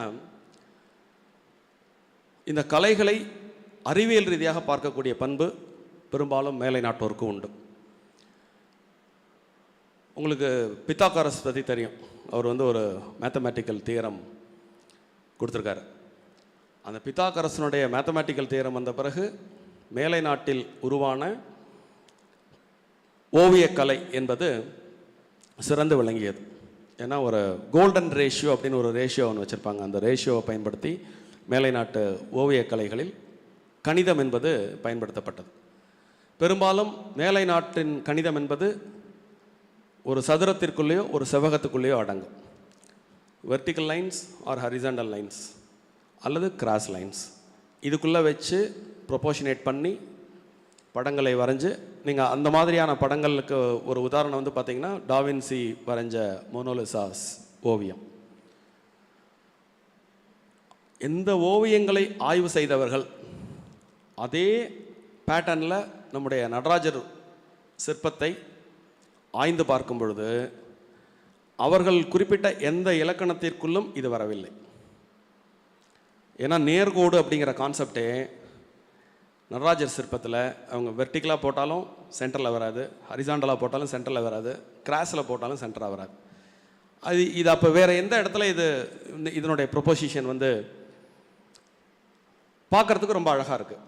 ஸோ அப்படி இவங்க ஆய்வு செய்யும் பொழுது அவங்க கண்டுபிடிச்ச விஷயங்கள் தான் ரொம்ப அசந்து போன ஒரு விஷயம். இப்போ சார் சொன்னார் இல்லையா, ஜென் அப்படிங்கிற இடத்துல நம்முடைய ஒரு பிரம்மாண்டமான நடராஜர் சிலையை வச்சுருக்காங்க. அந்த நடராஜர் சிலையை அவங்க அதுக்கப்புறம்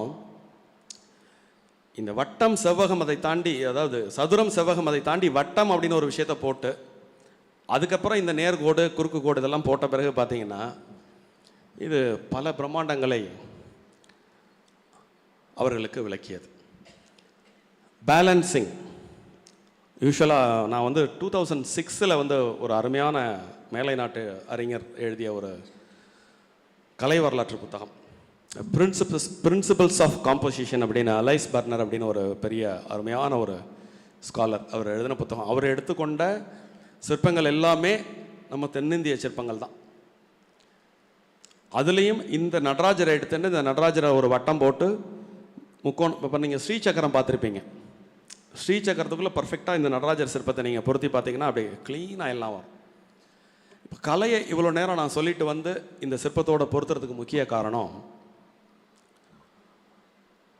சித்திரம், கருங்கல் சிற்பம், செப்பு திருமேனிகள் அப்படின்னு நம்ம நாட்டில் இந்த multi dimensional show of a deity அப்படிங்கிறது வந்து பார்த்தீங்கன்னா it goes back to easily 2000 years.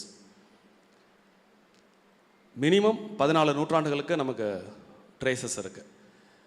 அப்போ எப்பேற்பட்ட ஒரு அறிவியல் ரீதியான வளர்ச்சியை நாம் அடைந்திருக்கிறோம். ரெண்டாவது, வழிபாடு, சிற்பம், சித்திரம் எல்லாமே ஒரு விதமான குறியீட்டு செய்தியை சமுதாயத்திற்கு கடத்துவது. அப்போ இந்த நடராஜர் அப்படிங்கிற ஒரு விஷயம் உச்சபட்சமாக குறியீட்டு செய்தியாக சமுதாயத்திற்கு வழங்கப்படுகிறது. என்ன மாதிரியான குறியீட்டு செய்தி? சிவன் அல்டிமேட் காட், பிரபஞ்சத்தை தோற்றுவிப்பவரும் அவரே, காத்தலும் அவரே, அழிப்பவரும் அவரே அப்படிங்கிற பொருள்படக்கூடிய இந்த முத்தொழிலும் இல்லாமல் மறைத்தல், அருளல் அப்படின்னு இன்னும் 2 செய்தி சேர்த்து 5 தொழில்களை புரியக்கூடிய ஒரு பிரம்மாண்டமான ஒரு சக்தி.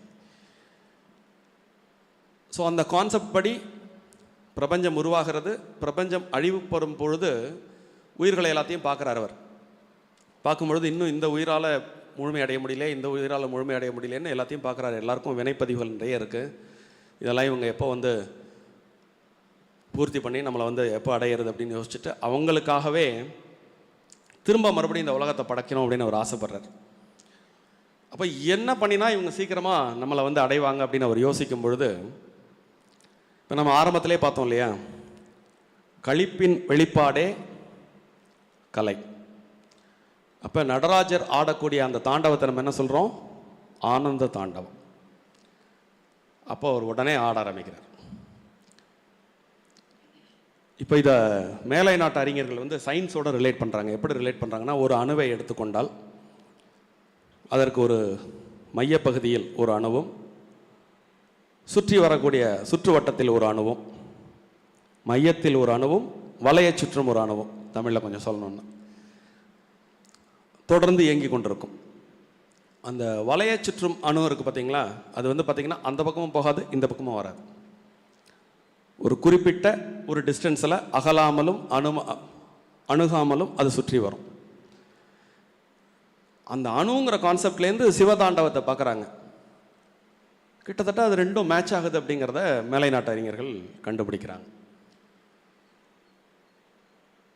இந்த நடராஜருடைய தாண்டவத்தில் அந்த ஐக்கனோகிராஃபி ஆஃப் நடராஜா அப்படிங்கிறத நீங்கள் நுட்பமாக பார்த்தீங்கன்னா, இந்த 5 பூதங்களையும் அது தன்னகத்தே கொண்டிருக்கும். ஒரு 4 கைகள் காண்பிக்கப்பட்டிருக்கும். ஒரு கையில் அக்னி, தலையில் நீர், காலுக்கு கீழே நிலம், துடியில் காற்று, நடனமாடும் இடம் ஆகாயம். இந்த 5 பூதங்களையும் தன்னகத்தே கொண்டு அவர் ஆடுகிறார்.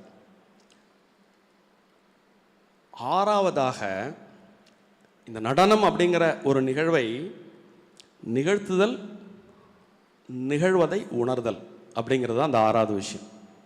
இதுதான் இப்போ நீங்கள் அந்த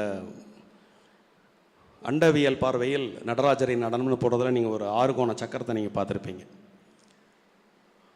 இந்த 14 புராணங்களில் கந்த புராணம் சிறப்பு வாய்ந்தது. காரணம் என்றால், சிவனுடைய 6வது முகமாகவும் 5 தொழில் புரியக்கூடிய 5 முகம் கொண்ட சிவன் நெற்றிக்கண் மூலம் உருவாக்கக்கூடிய ஒரு இறைவனாக கந்த புராணம் முருகனை சுட்டும். ஸோ அந்த 6 முகங்கள் கொண்ட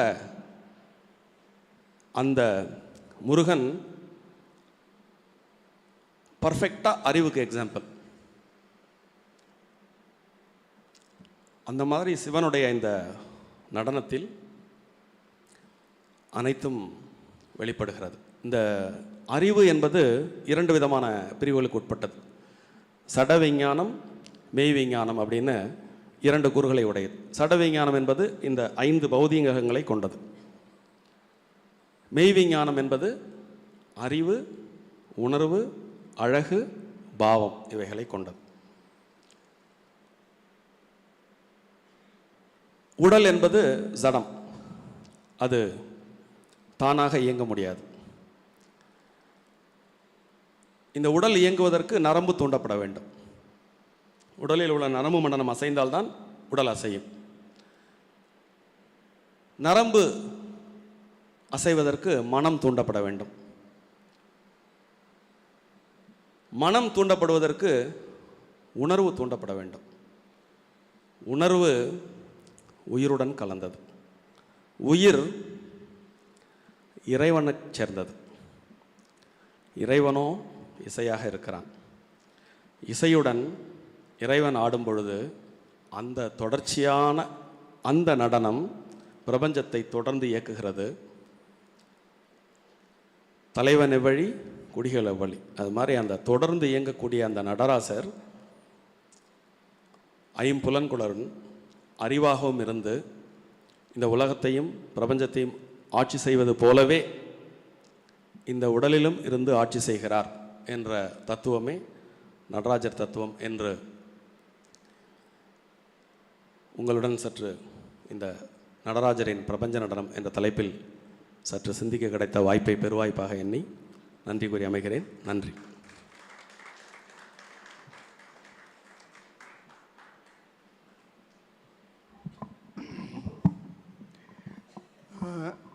மிகவும் நன்றி.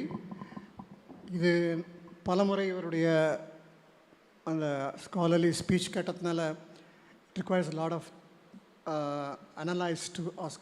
Now I request respected Dr. Ramchandran to give any opinion about this about the lecture, about, or shall we go? Angende padla, angende padla.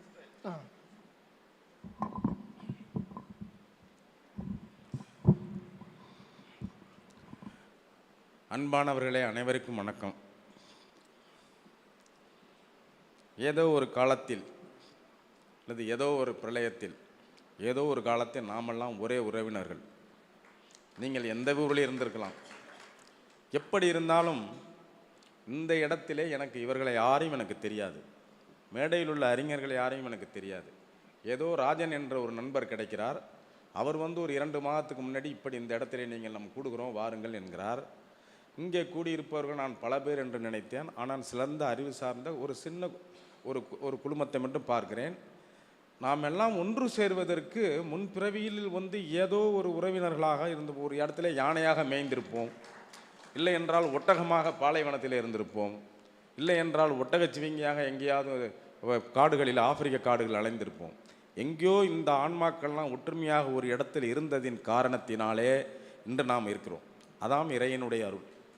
ஆகவே இறைவனை நான் வேண்டி, பரஞ்சோதி பரம்பொருள் அவருக்கு இறப்பை பற்றி சொன்னார்கள். நான் அதற்கு உடன்பாடு இல்லை. காரணம் எனக்கு தெரியாது.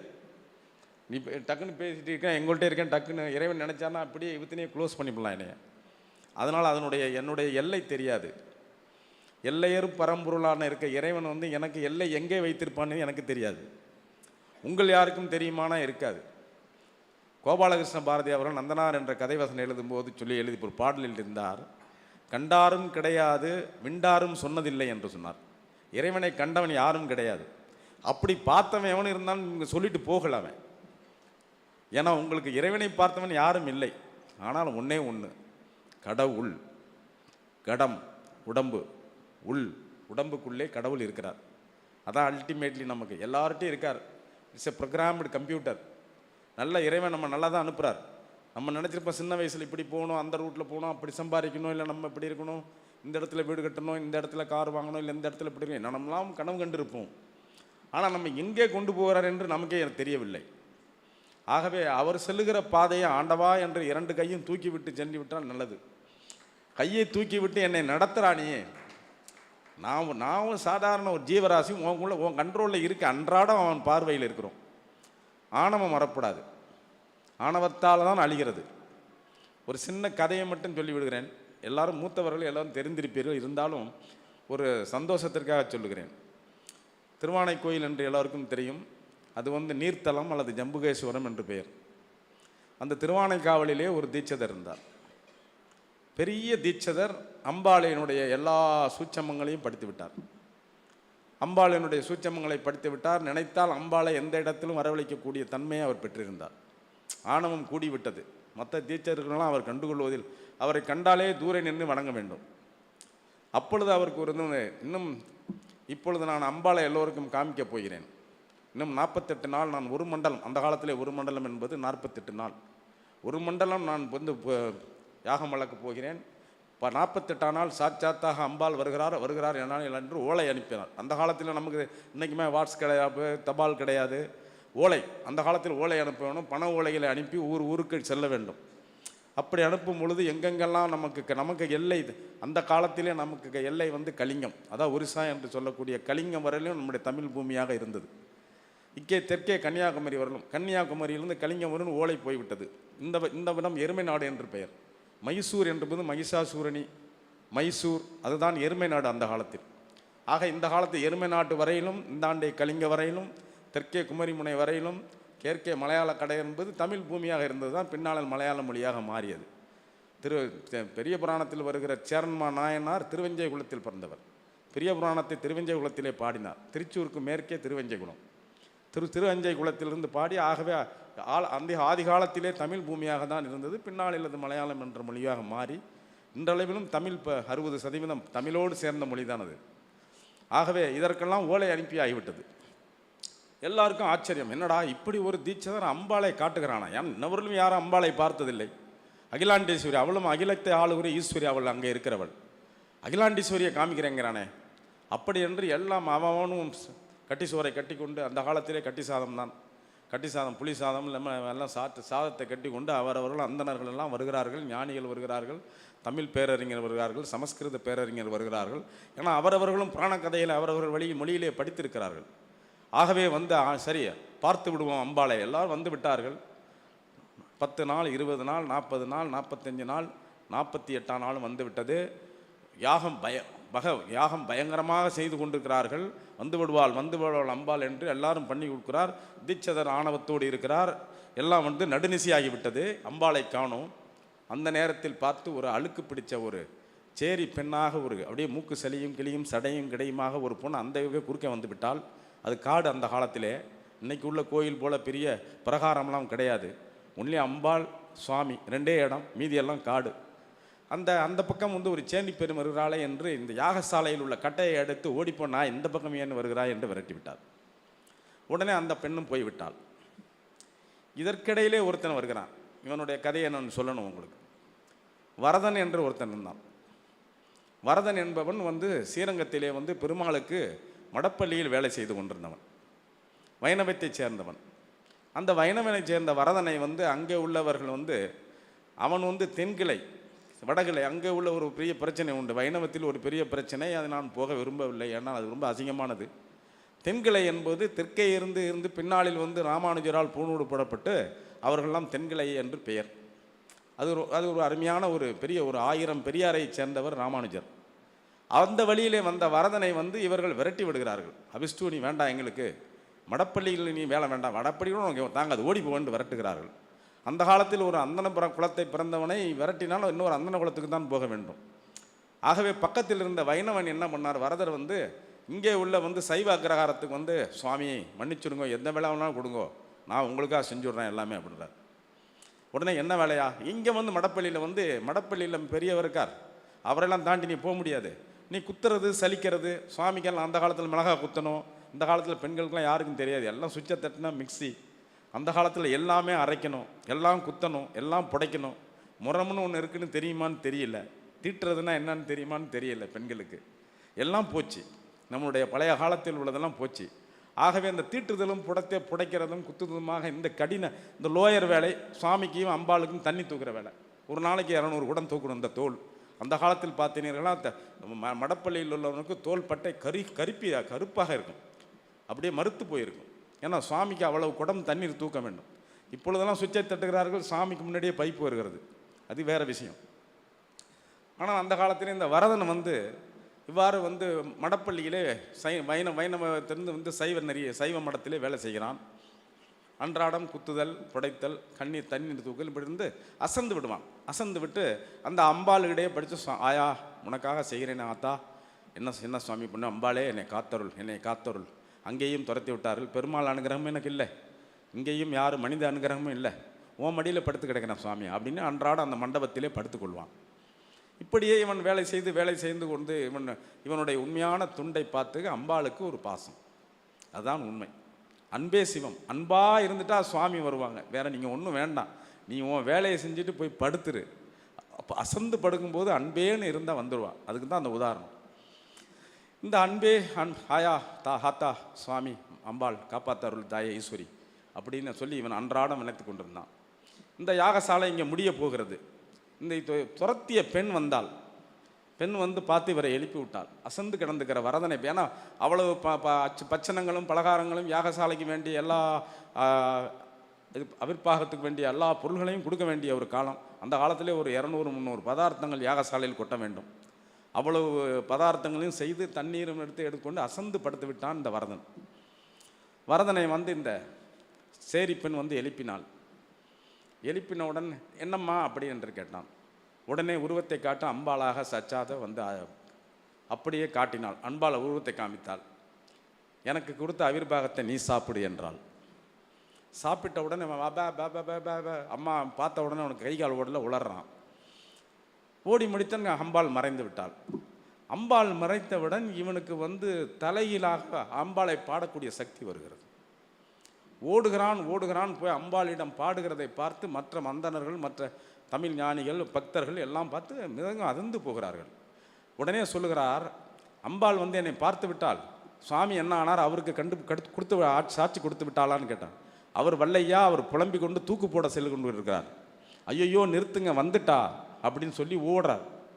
வரதனும் மற்றவரும் ஓடி, ஐயா அம்பாள் வந்தால் பார்த்து எனக்கு வந்து கொடுத்தாலே, பிரசாதம் கொடுத்தாலேன்னு.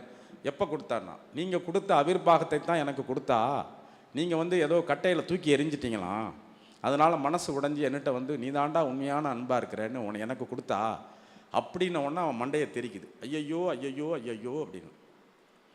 அப்பொழுது தான் சொல்கிறார், ஆணவம் வேண்டாம், என்னையே தெரிந்திருந்தாலும் ஆணவம் வைத்திருந்தீர்கள் என்றால் நான் வரமாட்டேன்.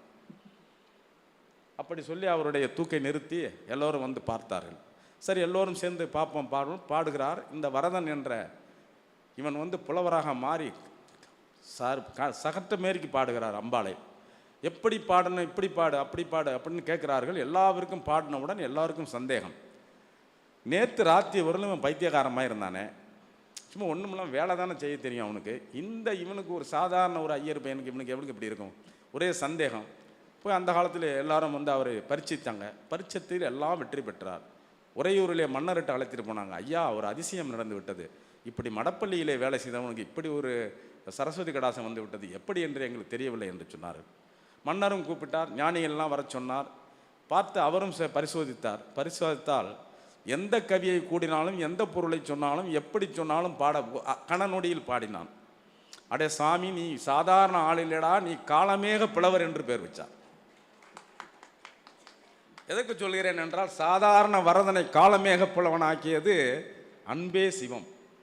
அன்பாக இருங்க. நீங்கள் அன்பாக இருந்துட்டால் கடவுள் உங்கள்கிட்ட வருவார். நீங்கள் ஒன்றும் போக வேணாம், கோயிலுக்கு போக வேண்டாம். கோயிலுக்கு என்னைக்காவது இறைவனாக பார்த்து இழுத்துக்கிட்டு போனால் போகணும். நம்மளா பணத்தை கட்டி நம்மளே திருப்பதிக்கு போகணும், அதுக்கு போகணும், இதுக்கு போகணுன்னு பெரிய பேக்கேஜில் போட்டு, நீங்கள் உங்கள் பேக்கேஜ் நல்லா இருந்தால் தான் அந்த பேக்கேஜ் அங்கே ஏற்றுக்கும். உங்கள் மனசில் உங்கள் பேக்கேஜ் நல்லா இல்லாமல் அந்த சுவாமியை நீங்கள் என்ன செய்ய முடியும்? ஆகவே இறைவன் பரம்பொருள் வந்து மனமெனும் தோணி பற்றி மதியெனும் கோலை ஊன்றி சினமெனும் சரக்கை ஏற்றி செரிகடல் ஓடும்போது மதமெனும் பாறை தாக்கி மறிய வரும்போது எண்ணாது உணையனும் உணர்வை நல்காய் ஒற்றியூர் உடைய கோவேன்னு அப்பர் பாடினார். திருவொற்றியூர் போகிறார். மனமெனும் தோணி, இது ஒரு தத்தளிக்கும், தக்காப்புக்கான் தத்தளிக்கும். மனமெனும் தோணி பற்றி மதியெனும் கோலை ஊன்றி, எனக்குள்ள அறிவை வச்சு அந்த கோளுங்கிற வச்சு இந்த போட்டில் வச்சு போகிறேன். சினமெனும் சரக்கை ஏற்றி கொண்டிருக்கிறேன். என்ன ஏற்றிருக்கிறேன் அந்த என் படகுல? சினம். சினம் என்றால் ஆசைகள், அங்காளப்பு. என்னான உணர்வுகள் இருக்குதோ அதற்கெல்லாம் பேர் சினம். கோபம் மட்டும் சினம் இல்லை, கோபமும் சினம் தான். ஐயோ அவள் அப்படி இருக்காளே, ஐயோ அவள் வீடு மட்டும் நல்லா இருக்கே, ஐயோ இவங்க இப்படி இருக்காங்களே, எல்லாமே சினம் தான். ஆகவே சினமெனும் சரக்கை ஏற்றி கொண்டு போகிறார். செரிகடல் ஓடும்போது, வாழ்க்கை என்னும் பயணம் ஓடும் பொழுது மதமெனும் பாறை தாக்கி, இந்த திமிரு, ஆணவம், அங்காளப்பு இவையெல்லாம் இருக்கிற மதமெனும் பாறை தாக்கி மறிய வரும்போது எண்ணாது, அந்த மதமுங்கிற இந்த ஆணவம் அங்காளப்பெல்லாம் வந்து நின்று பின்னால் அதனால் நான் வருத்தப்பட்டு என் மூச்சு விடுற நேரம் வர்றது பாய் வராமல் பார்த்துக்க சுவாமி. உனையனும் உணர்வை நல்காய் ஒற்றியூர் கூட, நீதான் எல்லாமேன்னு நினச்சிக்கடா ஒற்றியூர் பெருமானே தியாகசா அப்படி என்று பாடி முடிக்கிறார். ஆகவே மனத்தில் வந்து செம்மையாக, மனம் செம்மையானால் மந்திரங்கள் தேவையில்லை. திருமூலர். அன்பே சிவம் திருமூலர். அன்பினால் விளைந்த ஆரமிருதே மாணிக்க வாசகர். இருக்கிறதுலே மாணிக்க வாசகர் பிரமாதமானவர். அம்மையே அப்பா ஒப்பிலா மணியே, அவருக்கு ஈக்குவலாக யாரும் இல்லை. அன்பினில் விளைந்த ஆரமுதே. மேட்ரு அங்கே தான் இருக்குது, நீங்கள் எல்லாரும் புரிஞ்சுக்கணும். எப்போ விளைவார் அவர்? அவர் வந்து ஒரு விவசாயம் போடாமல் யார் வேணாலும் விதைச்சி அறுவடை பண்ணிடலாம். எதால் அறுவடை பண்ண முடியும்? அன்பினால் விளைந்த ஆரமுதே, அன்பினால் விளைந்தவர் அவர். அன்பு இருந்தால் அவர் விளைவார் உங்கள்கிட்ட, இல்லைன்னா இங்கே விளைச்சல் வராது. மனம் நல்ல செம்மையானால் தான், இந்த மண் நல்லா இருந்தால் தான் விளைச்சல் வரும். மனம்ங்கிற மண் சும்மா நாசமாக போயிருந்தால் அதில் விளைச்சல் வராது. ஆகவே மனமெனும் தோணி பற்றி மதியெனும் கோலை ஒன்றுங்கிறத மாணிக்க வாசகர் அன்பினால் விளைந்த ஆரமுதே என்கிறார். அதை தாண்டி ஒன்று சொல்லுகிறார், பொய்மையை பெருக்கி பொழுதினை சுருக்கும் புழுத்தலை புலையனேன் எனக்கு. பொய்மையை பெருக்கி, வாழ்க்கையில் என்னென்ன பொய் இருக்குதோ, நான் அருமையான ட்ரெஸ் போட்டிருக்கேன், என் வீடு பெருசு, என் கார் பெருசு, என் பிள்ளைங்க பெருசு, என் பிள்ளையெல்லாம் அவாவெல்லாம் வந்து அமெரிக்காவில் இருக்கா, எல்லாம் டாலரில் வருது, அப்படி இப்படின்னு பொய்மையை பெருக்கி கொள்கிறோம். பெருக்கிக்கிட்டே போகிறது. பொழுதினை சுருக்குகிறோம். அதனால் வந்து என்ன செய்கிறோம், நமக்கு வேண்டிய ஆயுள் ஒரு 70-80 வயசு, அதை போய் ஒன்றுமில்லாத மேட்டருக்கு அதை சுருக்கிக்கிறோம். அதில் பொய்மையை பெருக்கி பொழுதினை சுருக்கி புழுத்தலை புலையனேன். நான் புழுத்து அலைகிறேன், அதுலேயே அந்த பொய்மையிலேயே புழுத்து போய் கிடக்கிறேன். அப்படிப்பட்ட புலையனேன் நான். புலையன் என்றால் மாமிச உடம்பு உடையவன். எரிச்சா ஒன்றுமே இல்லை, 5 நிமிஷத்தில் பொசுன்னு போடும். மண்ணில் போட்டால் ஒரு 5-6 மாதத்தில் எங்கே இருக்குன்னா அந்த மண்ணோட மண்ணாக போயிடும். ஒரு மேட்டரும் கிடையாது இல்லை. பொய்மையை பெருக்கி பொழுதினை சுருக்கும் புழுத்தலை புலையனேன் எனக்கு. செம்மையே ஆய சிவபதம் அளித்த செல்வமே சிவபெருமானே, சிக்கன பிடித்தேன் எங்கு நீ எழுந்து அருள்வதேங்கிறார். உன்னைய சிக்குன்னு பிடிச்சிட்டேன், எனக்கு வந்து உண்மை வேணாம், என்னை காப்பாற்றி விடும். ஆகவே நண்பர்களே, என் சகோதர சகோதரிகளே, மேடையில் உள்ளவர்களே, இறப்பு நம்ம எவ்வளவு ஆய்வு பண்ணினாலும் நமக்கு என்ன எழுதி இருக்கிறதோ அதுக்கு தான். அது யார் நமக்கு எழுதி, இப்போ நான் எனக்கு என்ன எழுதியிருக்கேன்னு தெரியாது, ஆனால் நான் அவர் நாமத்தை போட்டு, அப்பா இன்றைக்கி என்னமோ தஞ்சாவூர் இன்றைக்கி வர சொல்லியிருக்கார், புண்ணிய பூமியில் வந்து இருக்க சொல்லியிருக்கிறார், பல நல்லவர்கள் முகத்தை முழிக்க வேண்டியிருக்கிறது, ஏதோ ஒரு அருள் கடாசம். எத்தனை பேர் அன்புகள் நிறையா இருக்கும் இங்கே. அன்புனா இறைவன் அன்பினால் விளைந்த ஆரமுது நிறையா இருக்கும் இங்கே. அந்த அன்பினால் விளைந்த ஆரமுதுகளை பார்க்கறதுக்கு எனக்கு சந்தோஷம். மேடையில் உள்ளவர்கள் எல்லாம் வந்து சிறப்பாக இருந்தாலும், பஞ்சபூதத்தை பற்றி, பஞ்சபூதத்தின் பெருமான் அவர் அந்த பஞ்சபூதங்களை வைத்து கொண்டு தான் நடனமாடுகிறார். அந்த நடனமாடிய இடம் 2 முனிவர்கள் வந்து, அவர்கள் வந்து தமிழில் அந்த காலத்தில் நட்டுமுனின்னு பேர், நட்டுவாங்கம் சொல்லி கொடுப்பவன் நட்டுமுனி, அதை சமஸ்கிருதத்திலே பதஞ்சலி என்பார்கள். இன்னொருத்தன் புலிக்கால் முனிவர் என்பது வியாக்கிரபாதர் என்று சமஸ்கிருதத்தில் சொல்லுவார்கள். இந்த 2 பயலும் தில்லையிலேயே கடந்துக்கிட்டு, சுவாமி உங்களை பார்க்கணும் நடன காட்சியை பார்க்கணுங்கிறான். ஏன்னா ஏற்கனவே ஆலங்காட்டில் காட்சியை கொடுத்திருக்கிறீர்கள், மதுரையிலே பாண்டியனுக்கு கொடுத்திருக்கிறீர்கள், எனக்கு கொடுக்கலையே, எங்களுக்கு கொடுக்கலையே, நாங்கள் பார்க்கணும். ஆகவே சிதம்பரத்தில் வந்து ஆதியில் வந்து ஆலங்காட்டில் தான் ஆடினார். ஆலங்காட்டில் ஆடினது வந்து காரைக்கால் அம்மையாருக்கும் அங்கே உள்ள முனிவர்களுக்கும் தான் காட்சி அளித்திருந்தார். நாங்கள் பார்க்கவில்லையே என்று இந்த பதஞ்சலியும் வியாக்கிரபாதரும் கேட்கும் பொழுது, உனக்கு அருமையான இடம் தில்லை, அங்கே வா என்கிறார். தில்லையிலே நடன காட்சி கொடுக்கிறார். தில்லையிலே அது ஆருத்ரா தரிசனம் என்று எல்லாம் நம்ம போலுகின்றோம். மார்கழி மாதம் திருவாதிரை நட்சத்திரத்திலே நல்ல நாள் பார்த்து நடன காட்சியை கொடுக்கிறார். நடன காட்சி கொடுக்கும்போது, நடன காட்சி முடிந்தவுடன், அப்பா இந்த காட்சி இருக்கிற இடத்திற்கு எந்த கிரகங்களும் கிடையாது, இந்த இடத்தில் வரவனுக்கு எவனுக்கு கிரகணங்கள் கிடையாது, எந்த சூரிய கிரகணமோ சந்திர கிரகணமோ கிடையாது. கிரகணங்கள் இல்லாத ஒரு இடத்தில் வந்து நான் இது பண்ணியிருக்கிறேன், மக்களுக்கு இந்த நல்லதை சொல்லுங்கள். ஆகவே அந்த இடத்தில் போனால் நவ கிரகங்களும் சாட்சாத்தான் அந்த இடத்துல கிடக்குது. ஒரு இடத்துக்கும் போக வேணாம், தில்லை எம்பதி போங்க, நடராஜன் முகத்தை கூட நீங்கள் பார்க்க வேணாம், அந்த மேடைக்கிட்ட போய் நின்று அப்படி நமஸ்காரம் பண்ணிட்டு வந்தால் போகும். நவகிரகங்களும் அந்த இடத்துல ஒன்றா படிகிற இடம் ஒன்று தான். இந்த கிரகத்துக்கு அங்கே ஒன்று, அந்த கிரகத்துக்கு இங்கே ஒன்றுங்கிறது. உலகத்திலேயே எல்லா கிரகங்களும் ஒடுங்கி அடங்கி கிடக்கிற இடம் தில்லையம்பதி. ஆகவே தில்லையம்பதியில் உள்ள நடராஜருக்கு அந்த விசேஷம் என்னவென்றால், நவகிரகங்கள் ஒடுங்கிய இடம். ஏன்னா பஞ்சபூதத்தையும் வைத்திருக்கிறவர். அதற்கு மட்டும் இல்லை, பூமியிலே வந்து கிரகணங்கள் ஏதாவது ஒரு பூமியினுடைய தோஷம் வரும், தோஷமே இல்லாத ஒரே இடம் உலகத்தில் வந்து தில்லையம்பதி தான். ஆகவே தில்லையம்பதிக்கு போனால் அங்கே நீங்கள் சந்திர கிரகணம் எல்லா ஊர்லேயும் கதவை சாத்திட்டு ஓடிடுவாங்க, கோயிலை விட்டுட்டு எல்லாம் அந்தனர்லேருந்து எல்லாம் கோயில் பரிவாரங்கள் எல்லாம் ஓடி கதவை சாத்திட்டு ஓடிடும், வராது. கிரகணம் முடிஞ்சு எல்லாம் எல்லாம் தண்ணியை ஊற்றி கழுவான், மேலே இருந்து கீழே இருந்து வரணும். அதெல்லாம் இங்கே தில்லையம்பதிக்கு மட்டும் செல்லாது, எந்த கிரகணம் அங்கே பாதிக்காத இடம். ஆகவே அந்த தில்லையம்பதிக்கு அருகில் உள்ளீர்கள். தில்லையம்பதியை பற்றி பெருமையாக பேசி நடராஜரையும் பேசினீர்கள். அன்பான உள்ளங்களுக்கெல்லாம் நன்றி சொல்கிறேன். இறைவன் உங்களுக்கு எல்லாம் கொடுக்க வேண்டும். அன்பே சிவம். 2வது ஒன்றே ஒன்று, காதற்ற ஊசி வாராதே கடைவெளிக்க. சித்தர்கள் கடைச்சி வச்சு விட்டான். அவன் காது இல்லாத ஊசி கூட அவன் கடை வலிக்கு வராது. அதனால் பெருசாக வச்சுக்கிட்டு நம்ம ஆடாதீங்கப்பா. பெரிய இந்த பணம் இருக்குது, அந்த பொருள் இருக்குது, இந்த பொருள் இருக்குது, கடைசியில் எந்த பொருள் இருந்தாலும் இறைவன் மன நிம்மதினு ஒன்று வேணும். இன்றைக்கி அன்பை விலை கொடுத்து வாங்க வேண்டியிருக்கேன். அன்பை விலை கொடுத்து கூட வாங்க முடியல. எங்கே இருந்து அன்பை வாங்குறது? எல்லாத்தையும் வாங்கி போடலாம். இச்சுவை போய் இந்திரலோகம் ஆளும் ஆயினும் அச்சுவை பெருந்து வேண்டேன் அரங்கமான நகருள்ளானேன்னு தொண்டரோடிப்படி ஆளாக்கே. இந்திரலோகம் கூட இந்திரலோகமே வேணாம், நீ கிடைச்சா போதுன்னு நினச்ச தொண்டர்களும் இருந்த வைணவ தலைவர்களும் உண்டு. ஆகவே என்னன்னு கேட்டிங்கன்னா, எதையும் வாங்கிடலாம், அன்பு கிடைக்காது. நம்ம அன்பாக இருந்தால் இறைவன் நம்மளோட இருப்பார். இறைவன் நம்மளோட இருந்துட்டால் அருமையான மரணம் வரும். எப்போ நல்ல மரணம் வரும் உங்களுக்கு? இறைவன் உங்களோடு இருந்துட்டால் சிறப்பான மரணம். 4 நல்லவன் கடைசியாக நம்மளை தூக்கணும். 4 நல்லவன் தூக்கணும் போது நம்ம மூக்கில் பஞ்சை வச்சுருக்கோம், என்னத்தை பார்க்க போகிறோம்? நம்ம மூக்கில் பஞ்சை வச்சோன்னா என்னத்தை பார்க்க போகிறோம்? இந்த உலகத்தில் என்ன இருக்குன்னு இது ஜென்ம கட்டைக்கும் ஒன்றும் இல்லையா, அங்கே பவர் இல்லை. ஆன்மா போயிடுச்சு. ஆன்மா போன உடனே அதுக்கு பூலோகத்தை பற்றி எதுவுமே தெரியாது. புஷ்ஷுன்னு பறந்த உடனே அது எல்லாம் ஒன்று. சுவாமியினுடைய பாதத்துக்கு போன உடனே அமெரிக்காக்காரன் இன்னும் நம்ம சொந்தக்காரன் ஆயிடுவான், ஜெர்மன்காரன் நம்ம சொந்தக்காரன் ஆயிடுவான், தாய்லாந்துக்காரனும் சொந்தம் ஆயிடுவான். அங்கே சுவாமிகிட்ட போனால் எல்லாம் ஒன்று. இறுதியாக கிடைக்கிறது அன்பு. அன்பு ஒன்று இருந்தால் 4 பேர் நல்லபடியாக இந்த உடலை, இந்த ஜென்மத்தில் பிறந்த அந்த உடலத்தவை நல்ல இடத்துல வச்சு, அப்படி ஒரு இறைவா நல்லா அதை காப்பாற்று அப்படின்னு வேண்டுற ஒரு 4 நல்ல மனசு நமக்கு வேணும். அந்த அளவிலே நீங்கள் அன்போடு இருந்து, அன்பே சிவம் என்று இருந்து, அன்பே பெருமாள், எது கும்பிட்டாலும் வைணவமோ சைவமோ ரெண்டும் ஒன்று, அறியும் சிவனும் ஒன்றே, அறியாதவன் வாயில் மண்ணே என்பார்கள். ஆகவே எதுவும் வராது, நம்மளோடு இருக்கு வரை அன்பாக இருங்கள். அன்பை தாண்டி வேறு ஒன்றாலும் இறைவனை பிடிக்க முடியாது. அன்பே சிவம். நன்றி, வணக்கம்.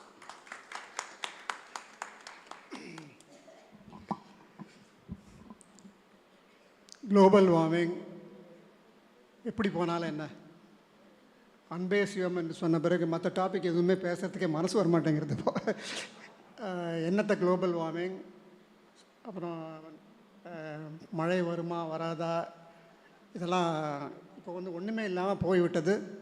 அந்த அன்பே சிவம் என்று சொன்ன பிறகு எது வேண்டும்? எதுவுமே வேண்டாம். எல்லாரும் அன்போடு இருக்க வேண்டும். சிலர் நம்மை பாராட்டினாலும் நம்ம மேல் கோபப்பட்டாலும் கோபப்படாவிட்டாலும் அவங்கள்ட்ட அன்பாக இருக்கணும். அப்படிங்கிறது தான் ஒரு தாரக மந்திரம். இது மிகவும் அருமையாக இருந்தது. வேறு ஏதாவது கேள்விகள் இவரிடம் கேட்கலாம். இன்னும் 15 நிமிஷம் இருக்கிறது. அதுக்கு முன்பாக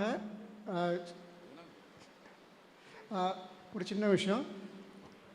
இந்த குளோபல் வார்மிங் பற்றி மாயாப்பூர் ராதா அவர்கள் ஒரு 4 நிமிடம் 4 நிமிடம் குளோபல் வார்மிங் பற்றி ஒரு கவிதை. அது தயவு செஞ்சு நீங்களும் கேட்கும்படியாக கேட்டுக்கொள்கிறேன். குளோபல் வார்மிங்காக மாயாப்பூர் ராதா என்னுடைய மனைவி அதை ஒரு 4 மினிட்ஸ் தான். அது பல இடங்களில் அதை விரும்பி கேட்டது. Dedicated to doctor Ramachandran. It runs for 4 minutes. Thank you for your patience.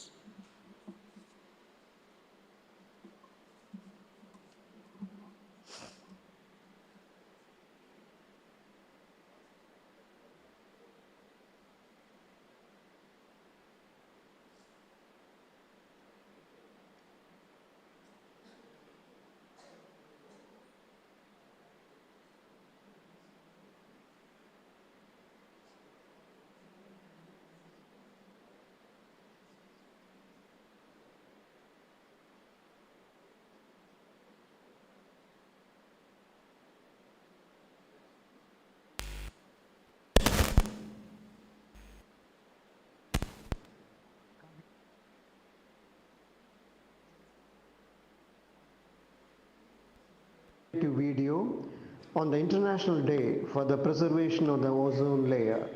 கிராமங்களையும் அழிக்கும் ஓசோன் துளை. கவிதை மாயாப்பூர் ராதா. குரல் ராஜலக்ஷ்மி.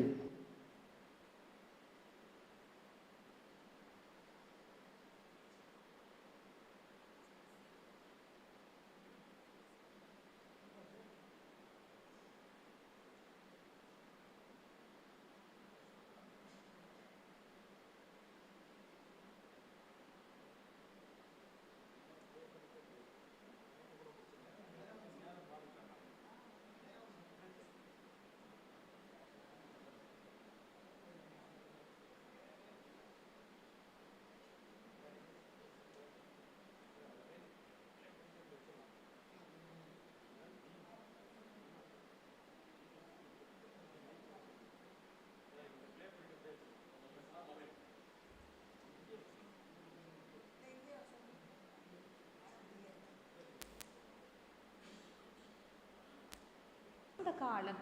மும்மாறி பெய்த காலம். மூப்பு வந்தாலும் மூக்கு கண்ணாடி தேடாத காலம் அது. மூப்பு வந்தாலும் மூக்கு கண்ணாடி தேடாத காலம் அது. அது பொற்காலம். அது இயற்கையை போற்றிய காலம். பூமி குளிர மழை அது தரும் மரம். பூமி குளிர மழை அது தரும் மரம். உயிர் வாழ ஆக்சிஜன் அது தரும் மரம். உயிர் வாழ ஆக்சிஜன் அது தரும் மரம். இளைப்பாற நிழல் அது தரும் மரம். வேரோடு சாய்த்தாலும் வெட்டி வெட்டி போட்டாலும் தொட்டில் கட்டில் என மாறி உறவாடும் மரம். வேரோடு சாய்த்தாலும் வெட்டி வெட்டி போட்டாலும் தொட்டில் கட்டில் என மாறி உறவாடும் மரம். மரம் மனிதனுக்கு இயற்கை தந்த வரம். மரம் மனிதனுக்கு இயற்கை தந்த வரம். மரம் இல்லையேல் மனித வாழ்வு இல்லை. மரம் இல்லையேல் மனித வாழ்வு இல்லை என உணர்ந்து கொள் மானிடா. மரத்தை அழித்து மனித வாழ்வை அழிக்காதே. மரத்தை அழித்து மனித வாழ்வை அழிக்காதே மானிடா. நமக்கு வானமும் பூமியும் சொந்தமில்லை மானிடா.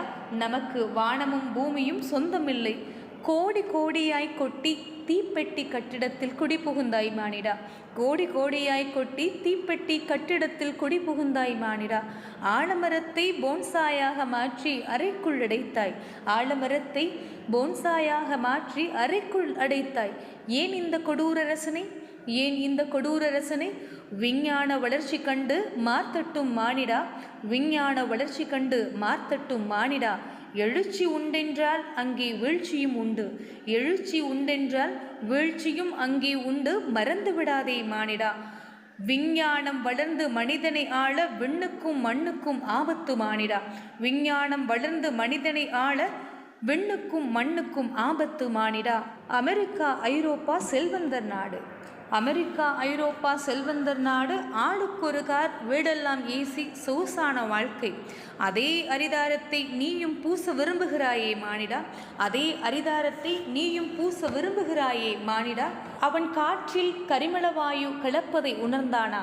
அவன் காற்றில் கரிமளவாயு கலப்பதை உணர்ந்தானா? எதிர்வரும் ஆபத்தை நினைத்தானா? எதிர்வரும் ஆபத்தை நினைத்தானா? இந்தியா வளரும் நாடு. இந்தியா வளரும் நாடு. வானம் பார்த்த பூமி. வானம் பார்த்த பூமி. இங்கே வாகனம் உண்டு, கரிமளவாயு குறைவு. இங்கே வாகனம் உண்டு, கரிமளவாயு குறைவு. நச்சு புகை விண்ணுக்கு பகையென ஆனபின், நச்சு புகை விண்ணுக்கு பகையென ஆனபின் அளவுகோலில் சர்ச்சையேன் மானிடா. அளவுகோலில் சர்ச்சையேன் மானிடா. ஒருவரை ஒருவர் பழிகூறி பயனொன்றும் இல்லையே மானிடா.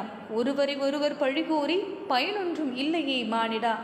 வானம் அனைவருக்கும் பொதுக்கூரை மானிடா. வானம் அனைவருக்கும் பொதுக்கூரை மானிடா. மனிதனின் பேராசையால் விஞ்ஞான வளர்ச்சியால் விண்ணில் இன்று ஓசோன் ஓட்டை. மனிதனின் பேராசையால் விஞ்ஞான வளர்ச்சியால் விண்ணில் இன்று ஓசோன் ஓட்டை. மும்மாறி பெய்த மழை இன்று ஒரே நாளில் கொட்டி தீர்க்கும் நிலை. மும்மாறி பெய்த மழை இன்று ஒரே நாளில் கொட்டி தீர்க்கும் நிலை. இயற்கையை சூறையாடி சொத்து சேர்த்த வினைதானே இது. இயற்கையை சூறையாடி சொத்து சேர்த்த வினைதானே இது. ஆங்காங்கே பற்றி எரிகிறது. ஆங்காங்கே பற்றி எரிகிறது. இயற்கையின் முன் இந்த விஞ்ஞானம் செயலிழந்து விட்டது. இயற்கையின் முன் இந்த விஞ்ஞானம் செயலிழந்து விட்டது. இயற்கையின் சாபம் வேண்டாம் மானிடா. இயற்கையின் சாபம் வேண்டாம் மானிடா. விழிப்புணர்ச்சியோடு எழுமானிடா. விழிப்புணர்ச்சியோடு எழுமானிடா. விண்ணை காக்க இன்றே சபதமெடுமானிடா. விண்ணை காக்க இன்றே சபதமெடுமானிடா. புதுமை என்ற பெயரில் புதைக்குழியை தேடாதே மானிடா. புதுமை என்ற பெயரில் புதைக்குழியை தேடாதே மானிடா. விழித்துக்கொள் மானிடா, விழித்துக்கொள். விண்ணை காக்க சபதம் எடுமானிடா. விண்ணை காக்க சபதம் எடுமானிடா. மழலையின் கையில் பயிர் கொடு. இவ்வுலகை காக்க மழலையின் கையில் பயிர் கொடு. மகன் மகள் என்றால் மரக்கன்று கொடு. மகன் மகள் என்றால் மரக்கன்று கொடு. இந்த உலகை காக்க உயிர் கொடு. இந்த உலகை காக்க உயிர் கொடு. நாடு சிறக்க காடு வளர்க்க பாடுபடு. நாடு சிறக்க காடு வளர்க்க பாடுபடு.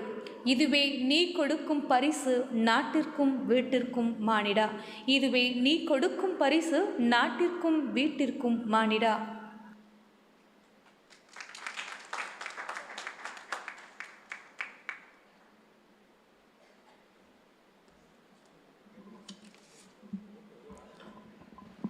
அனைவருக்கும் வணக்கம். A small introduction about Kaniyam Foundation. Kaniyam Foundation is steering the contributions for Tamil computing and free software. Kaniyam.com is an e-magazine in Tamil which is promoting the usage and development of free and open source software for the past 12 years. With free Tamil ebooks.com, they published 850 plus ebooks in Tamil for free. Anyone can download, read and share the books with anyone. They released a software, OCR for Wikisource, which helped Indian Wikisource communities to get millions of pages, get text from images automatically. They contribute Wikipedia, Voice Mozilla, OpenStreetMaps, Linux users groups, etc. to promote the open knowledge by various in-person online workshops, trainings, meetups and conferences, etc. With a collaboration from Raja Muthaya Research Library, Chennai, they published 1000 plus old Tamil books at archive.org. With collaboration from University of Toronto, Canada and Tamil Moon publishers, they released 1000 plus national books in text and PDF formats. Recently, they scanned 200 Soviet Russian Tamil books and 500 Tamil little magazines and released Anand Vigadan Top 10 Youth Award 2020 Shuttleworth Foundation Grant, the Tamil Literary Garden Canada Information Technology in Tamil Award 2016 are few awards the team has received. Kaniyam Arakattalai ஒரு அறிமுகம். கணியம் அறக்கட்டளை தமிழ் கணிமைக்கும் கட்டற்ற மென்பொருட்களின் பயன்பாடு வளர்ச்சிக்கும் பங்களித்து வருகிறது. Kaniyam.com என்ற தளத்தில் 12 ஆண்டுகளாக கட்டற்ற மென்பொருள் பற்றிய கட்டுரைகளை வெளியிடுகின்றனர். ஃப்ரீ தமிழ் ebooks.com தளத்தில் 850 ப்ளஸ் மின் நூல்களுக்கும் யாவரும் பகிரும் உரிமையுடன் இலவசமாக வெளியிட்டுள்ளனர். OCR for Wikisource என்ற மென்பொருள் உருவாக்கி பல்வேறு இந்திய மொழிகளில் விக்கி மூலம் திட்டங்களில் படங்கள் இருந்து உரையாக மாற்றி பல்லாயிரம் பக்கங்களை பதிவேற்றியுள்ளனர். கட்டற்ற மென்பொருள்கள் சார்ந்த விக்கிபீடியா, மோசில்லா பொதுக்குரல், OpenStreetMaps, லினக்ஸ் பயனர் குழுக்கள் போன்ற திட்டங்களுடன் இணைந்து பல்வேறு பயிற்சி பட்டறைகள், பயிலரங்குகள், சந்திப்புகள், மாநாடுகள் நடத்தி வருகின்றனர். சென்னை ராஜா முத்தையா ஆராய்ச்சி நூலகத்துடன் இணைந்து 1000க்கும் மேற்பட்ட பழைய அரிய நூல்களை மின்னூல்களாக்கி archive.org-இல் வெளியிட்டுள்ளனர். கனடா பல்கலைக்கழகம் சென்னை தமிழ்மண் பதிப்பகத்துடன் இணைந்து 1000க்கும் மேற்பட்ட நாட்டுடைமை நூல்களை உரை வடிவிலும் PDF வடிவிலும் வெளியிட்டுள்ளனர். சமீபத்தில் 200 சோவியத் ரஷ்ய நூல்களையும் 500 சிற்றதழ்களையும் மின்னூல்களாக்கி வெளியிட்டுள்ளனர்.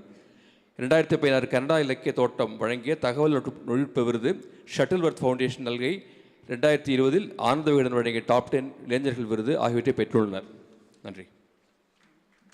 Thank you very much. We are very delighted to have Mr. Anwar from Kaniyam Foundation. இங்கே இருக்கிறவர்களுக்கு யாராவது கம்ப்யூட்டர் பேஸில் ஏதாவது அடிஷ்னல் நாலேஜ் வேணால் they will always give it to you. அதுக்கு தான் சொன்னார். If I request any questions to respected Professor Ramachandran, you have any questions? Well, I will start with the question. First question. Sir, what are the current impacts of climate change in the current situation apart from the increased temperature and increased rain El Nino effect? What are the current significant impacts to the world as of now?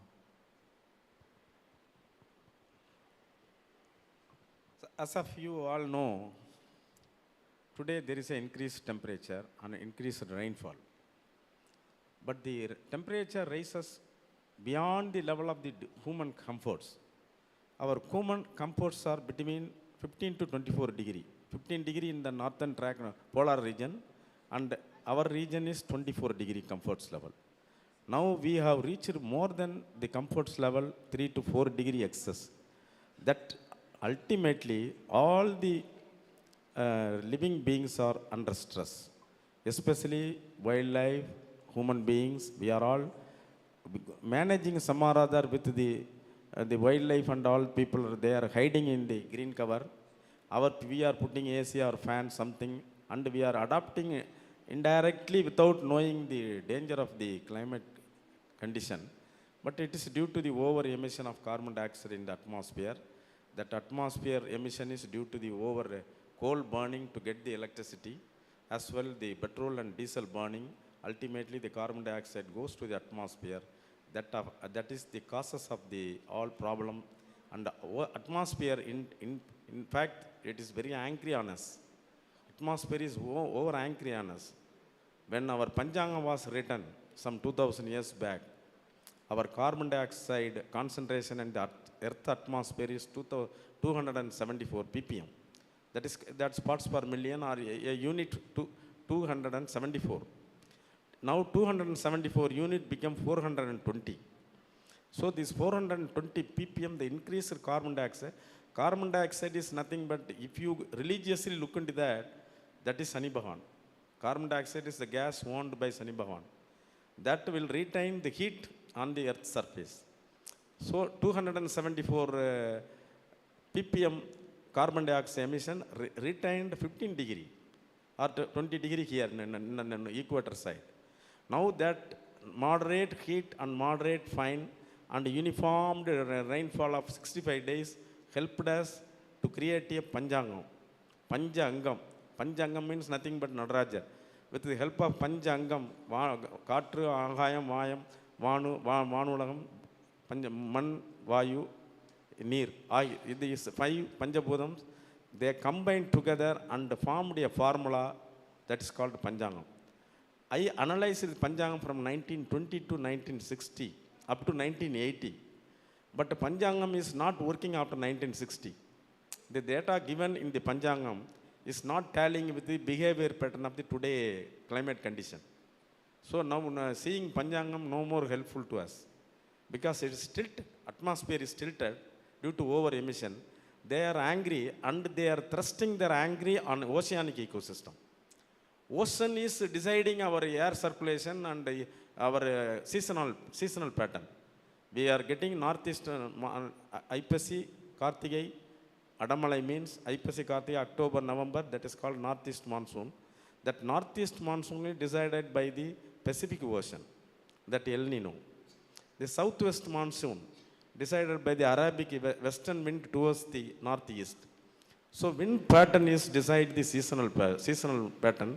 Ultimately now seasonal pattern is tilted by atmosphere and ocean together, and they are chasing the earth surface. Virtually now we are under threat. Now cyclones, frequent cyclone, now every 3 years one cyclone attacks. Entire coastal regions are having heavy impact on due to cyclone. So living in Chennai, living in Nagapattinam, living in Thiruvarur, it's a very danger. So because as per our data, Nagapattinam, Thiruvarur, Mailadurai, these 3, and Chennai, Kadalur, they are very dangerous places in future where the cyclonic effect will be heavy and enormous damages will occur. We don't know how far the damages in future.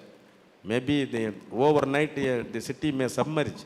That much of a problem, because a recent rainfall in Tuticorin, 93 centimeter within a day. 93 centimeter means 930 mm. 930 mm is the annual rainfall of Tuticorin. That is the danger behind this problem. So future is, because we tilted the atmosphere, we are praying God, okay, we are doing puja, fine, we are doing very best, we are getting best agarbatti. Everything within the home we are all right. But our emission standard is so high. India is emitting more, China is emitting more, and the Americans are emitting more, and Russia. These 4 countries are emitting more, and the rest of the people in Africa and other places, they are not at all emitting anything. They are still living in jungle. But the impact is a global impact. The damages will be when a cyclone occurs or a drought occurs, it stretches uniformly all over the world. So people are fearing now, the UN and the United Nations people are raising their voice in a bigger way that India, China, they must cut their emission. America, some or other, they are not cooperating with the international people because their own lifestyle is totally transferred to unnatural life. They are not at all living in natural life. Still we are, at least when we are crossing from Kumbakonam here, I feel that we are still little bit some more nature here.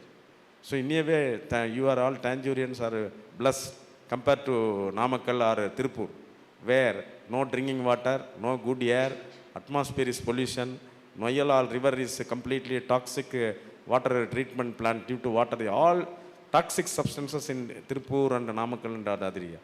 At least we have, wherever lotus available today, that is the good soil. that is a good water. At least I am seeing only after crossing the Thiruvayaru, I am seeing this lotus. I am so happy that Bhagavan in those days we call Mani Neerum Mannum Aninilar Kadum Udayadaran. In Tamil, Mani Neerum. We need clear water. Clear water indicates Sendamarai and Vendamarai.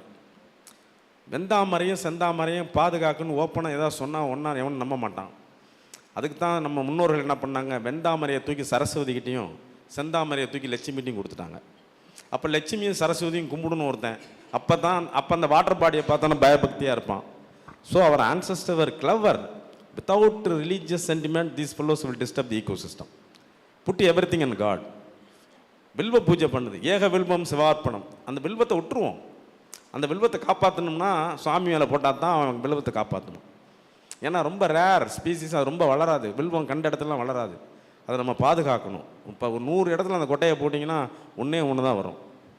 அந்த மரத்தில் உள்ள பழத்தை, பெரிய பழத்தை, வில்வ பழத்தை எடுத்து நீங்கள் இன்ட்ரெஸ்ட் இருக்கு பகவானே போட்டு நீங்கள் விதைச்சா கூட ஒரு 1000 இடத்துல போட்டிங்கன்னா ஒன்று தான் முளைக்கும். ஆகவே அது ரொம்ப அபூர்வமான மரம். அந்த அபூர்வமான மரத்தை காப்பாற்றணும்னா சுவாமிகிட்ட ஒப்படைக்கணும். ஏக வில்வம் சிமார்ப்பணம்னா எல்லாரும் அந்த வில்வத்தை காப்பாற்ற ஆரம்பிச்சிட்டான். சுவாமி வெந்தாமரையை பிடிச்சி சரஸ்வதி சாமின்னு எல்லாரும் காப்பாற்ற ஆரம்பிச்சிட்டோம். செந்தாமரை சரஸ்வதி லட்சுமின்னு ஐயோ வேணும் சாமி அவளை சரஸ்வதி செந்தாமரை இல்லாமல் நம்பலாம் அப்படிங்கிற அளவுக்கு people are having that feeling, inner feeling. That means you protect the nature. மணி நீரும் மண்ணும்.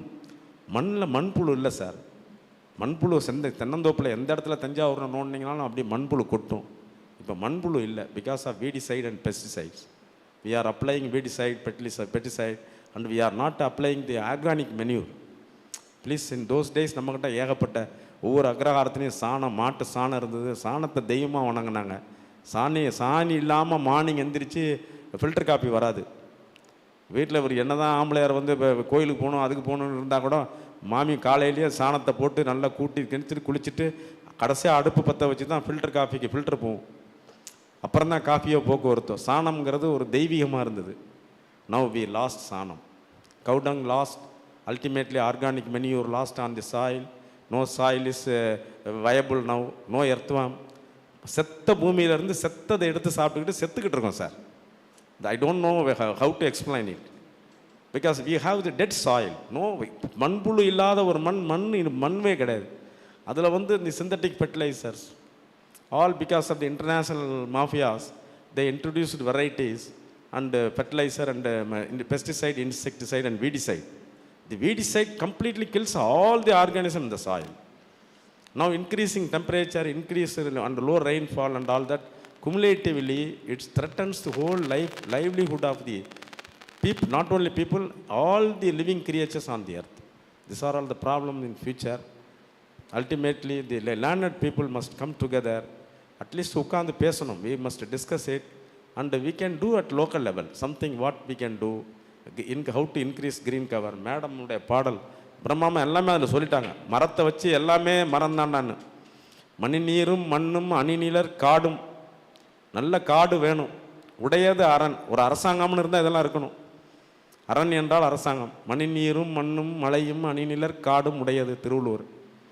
மணி நீரும் இல்லை, மண்ணும் இல்லை, மலையும் கஜாம்ஜான் மலையில் காட்டில் எல்லாம் அழிஞ்சு கிடக்கு. அணிநிலர் காடுகள் பிரமாதமாக புறப்பட்டு வந்தீங்கன்னா திருவையாறுலேருந்து இங்கே வந்தால் பசுமையினுடையது அழகாக மாந்தோப்பு, தென்னந்தோப்பு, மூங்கில், பசுமையான வயல்வெளி கொஞ்சம் இருக்குது. பழசு கொஞ்சம் ஏதோ சோழ நாடு கொஞ்சம் சோழ நாட்டாகவே இருக்குது. மற்ற நாடெல்லாம் ஒன்றும் இல்லை. பாண்டிய நாடாக இல்லை.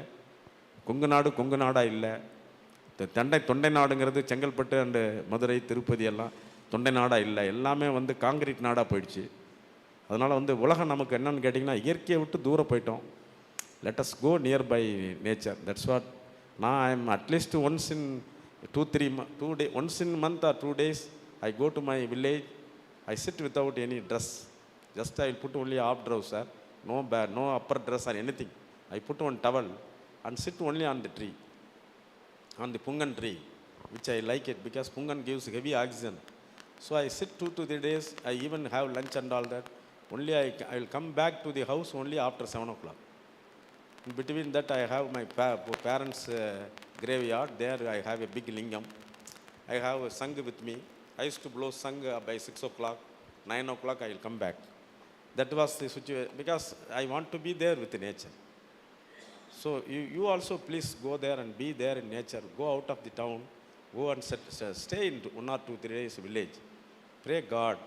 நல்லதே மட்டும் நினைங்க, வேறு ஒன்றும் நம்மளால் ஒன்றும் பண்ண முடியாது. இனிமேல் உலகம் அழியறதை பற்றியோ உலகம் போகிறத பற்றி நம்மளால் குளோபல் வார்மிங்கை பற்றி முடியாது. It is not in our control. Global issue. Everybody should join together and do that something to reduce the emission.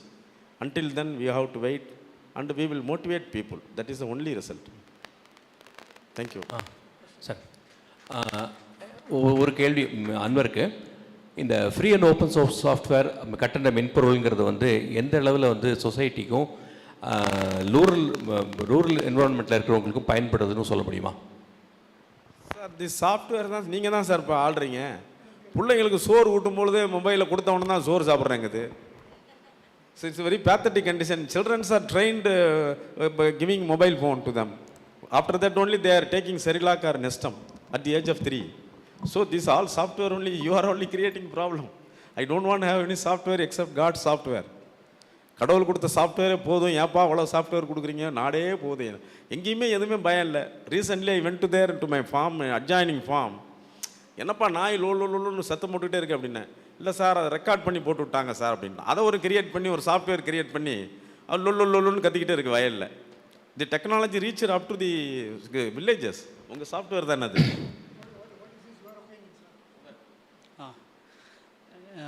என்னோட ஒப்பீனியன் இல்லை, குளோபலாகவே ஒப்பீனியன் தான். இப்போ சார் சொன்னாங்க இல்லையா குளோபல் வார்மிங்னு. புக்ஸ் ஃபஸ்ட் பீரியாரிட்டி பண்ணுது, குளோபல் வார்மிங்க்கு சப்போர்ட் பண்ணுது. இப்போது எந்த டெக்னாலஜியுமே இது வரைக்கும் கிராமத்தில் போயிருக்கா அப்படின்னு நம்ம நினச்சோம்னா நம்மளோட குண்டு பல்பு தான். அதுக்கு காரணம் சயின்ஸு. இப்போ எல்லா பிரச்சனையிலையும் உள்ள ஒரு சால்வேஷன் கொண்டு வர்றது தான் சயின்ஸோட வேலை. அதே தான் ஐடியும் பண்ணுது. ஐடி இன்னும் கிராமத்து வரைக்கும் போகலை. இப்போ நாங்கள் அதில் ரொம்ப முனைப்பாக எல்லா டெக்னாலஜி, நார்மல் யூசர், நார்மல் கிராமத்தில் இருக்கிற ஒரு ஆளுக்கு கூட அந்த டெக்னாலஜி எல்லா இடத்துக்கும் போகணும் அப்படின்றது எங்களோட விருப்பம். அது ஃப்ரீ அண்ட் ஓப்பன் சோர்ஸ் சாஃப்ட்வேரால் தான் முடியும். ஒன்று அஃபோர்ட் பண்ண முடியாது, கம்யூனிட்டி டெவலப்மெண்ட்டு அந்த மாதிரி இருக்கிறதுனால அதை கொண்டு போக முடியும். ரெண்டாவது, நாங்கள் ஒரு மந்த்லி ஒன்ஸ் ஒரு சாஃப்ட்வேருக்கான ஒரு சீசன்ஸ், ஆன்லைன் சீசன்ஸ் நிறைய எடுத்துகிட்டு இருக்கோம். இப்போ ஒரு இன்டர்நெட் டெவலப்மெண்ட்னாலையும் சயின்ஸோட டெவலப்மெண்ட்லையும் கிராமத்தில் இருக்கிற ஒரு குழந்தை கூட நம்மளோட டெக்னாலஜி சேரும். அவங்களும் அதில் ஒரு என்ன சொல்கிறது, ஒரு மென்டார்ஸை க்ரியேட் பண்ணிகிட்ருக்கோம். ஒரு 10 மென்டாரை க்ரியேட் பண்ணும்போது அந்த 10 பேரும் இன்னொரு 100 பேருக்கு பயிற்சி கொடுத்துக்கிட்டே இருப்பாங்க. அதனால் கணியத்தோட ஒரு பெரிய இனிஷியேட்டிவ் என்னென்னா மென்டார்ஸை க்ரியேட் பண்ணிகிட்டே இருக்கணுன்றது. அப்போ அது தன்னால் ஒரே அகல் விளக்கு ஒரு 1000 அகல் விளக்கை ஏற்றிக்கிட்டு போய்கிட்டே இருக்கலாம். அது மாதிரி ஒரு விஷயத்தை தான் நாங்கள் செஞ்சிட்ருக்கோம். தேங்க்யூ. Any other question? 12:50 வருதுங்க. ஏதாவது கேள்விகள் இருக்கிறதா? இன்னும் ஒரு கேள்வி நான் கேட்டுறேன், அப்புறம் அவர் ஏதோ கேள்வி இருக்குன்னு சொன்னார். சார், நீங்கள் India, China, US and European கண்ட்ரீஸில் எமிஷன்ஸ் அதிகமாக இருக்கிறதுனால நிறைய ப்ராப்ளம்ஸ் இருக்குது, கிளைமேட் சேஞ்சுக்கு தே ஆர் த மெயின் கான்ட்ரிபியூட்டர்னு சொன்னீங்க. அது சொன்னதுனால நான் இந்த கேள்வி கேட்குறேன். யுனைடெட் நேஷன்ஸோட சஸ்டைனபிள் டெவலப்மெண்ட் கோல்ஸ் நீங்கள் எடுத்து பார்த்தீங்கன்னா, based on that, are you able to agree with the Kyoto Protocol where they talk about only carbon trading and high emitting countries, they just pay money and buy carbon credits? Do you agree with that? I'm not able to agree as a person. No sir, that is out of fashion now. This Kyoto Protocol 1997 went out of gear and people are not believed in it because America is not cooperating with. Now after the Paris Agreement 2015, we have stopped it. We are individually, every country should reduce 45% of their emission through the non-fossil fuel. It's a condition now. So now everybody is running to reduce the emission 45% towards non-fossil fuel. That means solar, wind, and wave energy, and hydel project energy, nuclear energy, etc. So I hope the entire international people will join together now. They are very strict now, sir. Now India also committed to reduce 45%. Accordingly, the government of India is moving, and individual states also moving towards a non-fossil fuel. You would have seen so many solar and windmills in Tamil Nadu. They are going to increase that kind of situation. up to 45% emission reduction before 2030. Before, after our entire universal target is 2050, all must go to net zero carbon. That is the situation today. I think the global people will cooperate with the newer technology. And the Americans, one way they are good in bringing newer technology. They are willing to reduce 45% of the emission by 2030, even 28 itself. They are ahead of others, China and America. They have newer technology. Only the poor countries like India, here, not only poor country, these corruptive countries are always suffering. In 130 countries in the world, we are 6th in position in corruption. So this is the problem in this country. We are unable to bring newer technology with the good people, with the good concern.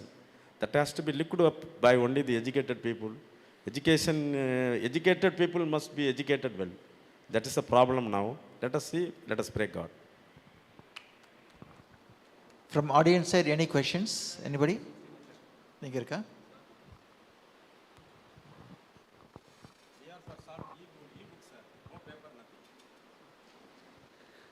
Sir என்னோட question என்னென்னா, இப்போ global warming நீங்கள் பேசுனீங்க, sustainable டெவலப்மெண்ட்டை வந்து sir சொன்னாங்க. Sustainable டெவலப்மெண்ட்டுக்கு India என்ன செஞ்சுருக்கு? தென் வந்து zero wastage வந்து பண்ணுறது வந்து ஒவ்வொரு இண்டிவிஜுவலும் பண்ணலாம். அதுதான் ஃபஸ்ட்டு ஸ்டெப்பாக இருக்கணும். எப்போவுமே ஃபஸ்ட்டு ஸ்டெப் வந்து முக்கியம் இல்லையா? இப்போது ஒரு மைக்ரோ லெவலில் பார்த்திங்கன்னா தான் அந்த ஃபஸ்ட் ஸ்டெப் வந்து நம்ம பண்ணணும்னு நான் சொல்கிறேன். எப்போவுமே மேக்ரோவாக யோசிச்சுட்டு எதுவுமே பண்ண முடியாமல் இருக்குது, அரசாங்கங்களை சார்ந்து இருக்க வேண்டியது இருக்குது. மைக்ரோ லெவலில் அந்த ஃபஸ்ட்டு ஸ்டெப்பு ஒவ்வொரு மனுஷனும் என்ன பண்ணணும், ஜீரோ வேஸ்டேஜை எப்படி வந்து அவர் கொண்டு வரணும், ஏதாவது ப்ரோட்டோக்கால் இருக்கா, லோக்கலாக இன்டர்நேஷ்னலாக ப்ரோட்டோக்கால் இருக்குது, லோக்கலாக இருக்கா, எப்படி அதை இனிஷியேட் பண்ணுறது? உண்மையான நல்ல ஒரு கேள்வி. நீங்கள் வந்து இப்போ now waste management is the biggest subject due to global warming, because that also emits methane. Methane is a dangerous gas. They reside very long time. Carbon dioxide, at least residential period is 1 year, whereas methane is 120 years. So they are dangerous gases. That's why methane also should be stopped. And if you are gone, increase the waste, they will dump only in the water bodies. Ultimately, water body gets toxic, and drinking water will be the major issue in future with the cancer diseases, because chromium and lead material, metallic toxic is more in water. Ultimately end up with the cancer diseases. So now India is forerunner in doing the waste management system. Shortly all the municipal corporations, everybody they are going to give automatic segregation machine. And I don't think within 5 years this problem will come up to an end. Only for the small worries at rural level, we have to create awareness. And I hope within another 5 years the entire waste management system will be pakka in India. Yes. That is one of the 17 goals are there in sustainable management. The waste management is prominent on it.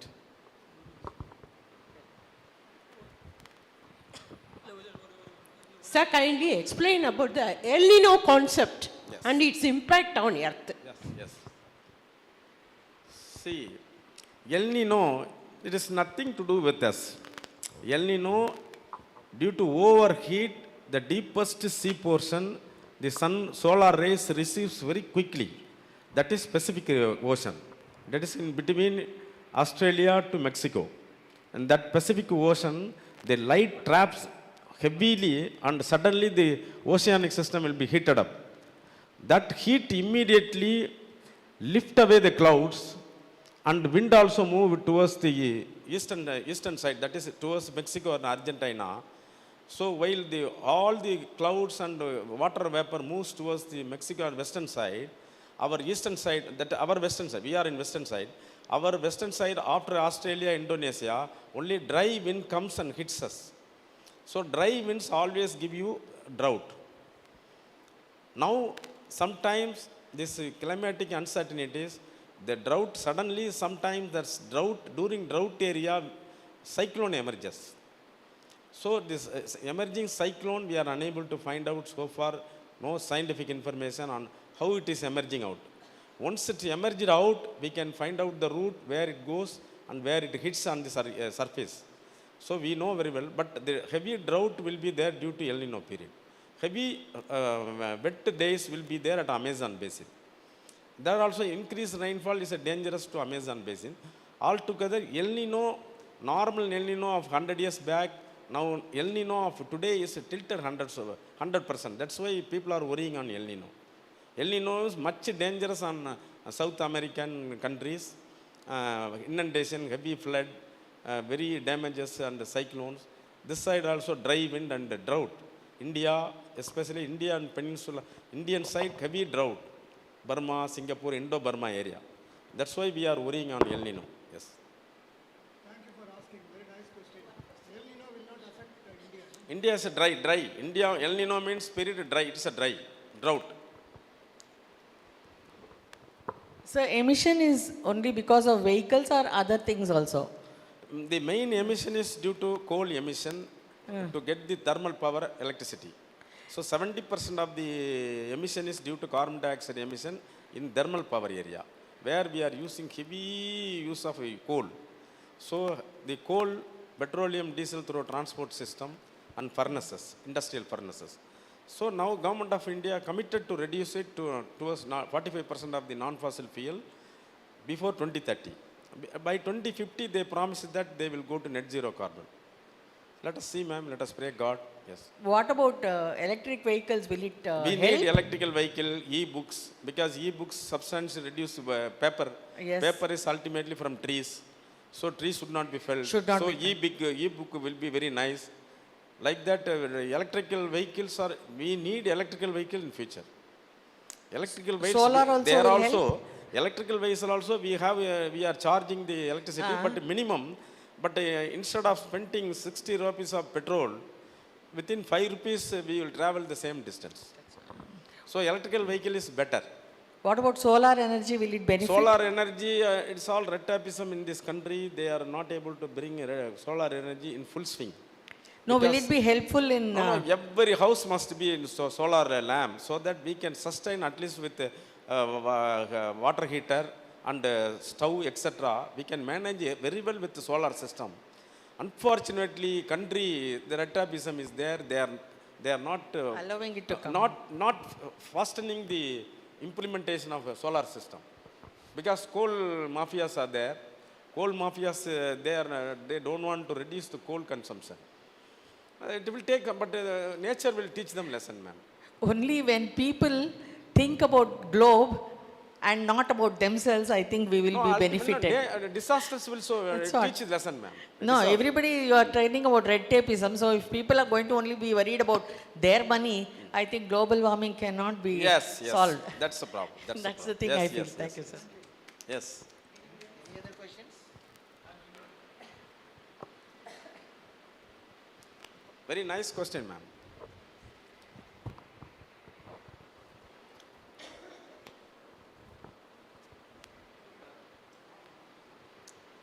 Sir, anybody, sir?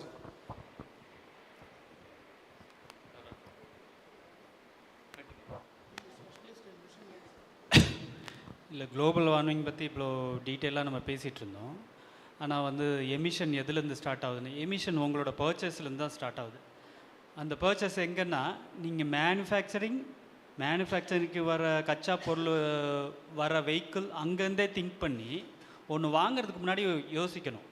இது வாங்கினா நம்மளுக்கு பிரயோஜனமாக இந்த மாதிரி ஆகுதே அப்படின்னு யோசித்து நம்ம அதை முதல்ல கட் பண்ணோம். நான் ஒரு புத்தகம் ஒன்று படித்தேன், அது சொல்கிறதுக்காக தான். பேர் necessities how to live a zero waste, how to live a zero waste. அங்கே தான் இந்த இதை படித்தேன் நான். இது ஒரு ஸ்டார்ட் அப் கம்பெனியும் கூட. இவங்க வந்து வேஸ்டேஜ்லேருந்து திருப்பியும் சோப்புனா சோப்புலேருந்து திருப்பி வேறு ஒரு சோப்பு, ஃபேப்ரிக் எடுத்திங்கன்னா அதில் திருப்பி எப்படி ரீயூஸ் பண்ணுறது இப்படின்னு ஒரு நல்ல ஐ ஓப்பனிங் புக்கு. நம்ம பேசிகிட்டே இருக்காமல் ஒரு ஆளும் எப்படி இனிஷியேட்டிவ் பண்ணலாம். அவங்களோட கம்பெனியில் ஒரு வருஷத்துக்கான குப்பையை ஒரு பாட்டிலில் அடைக்கிறாங்க. இதுதான் எங்களோட குப்பை அப்படின்றாங்க. மீதி எல்லாமே நாங்கள் ப்ரொடக்டிவிட்டியாக திருப்பி அதை யூஸ் பண்ணுறோம் அப்படின்றாங்க. இந்த புக்கு எல்லாருமே படிக்கணும். படித்து நம்ம ஒரு ஃபஸ்ட் ஸ்டெப் வைக்கிறதுக்கு ஒரு சரியான புக்கு. நன்றி. Nice. Sir, sir is asking.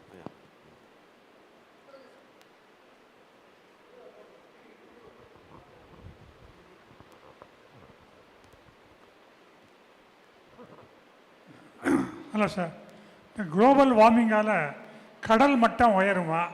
அதனால் என்னென்ன பாதிப்பு ஏற்படும் sir? Yes, sir. That is a major problem. First, people notice only sea level rise when the global warming happened. When the increased temperature first hits only the Arctic and Antarctic ice rocks.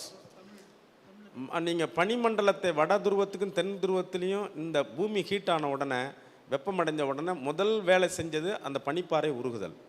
பனிப்பாறை உருகுதல் வந்து இன்றைக்கி கிட்டத்தட்ட உங்களுக்கு வந்து 200 and 300 kilometres பனிப்பாறைகள் completely இல்லாமல் போச்சு.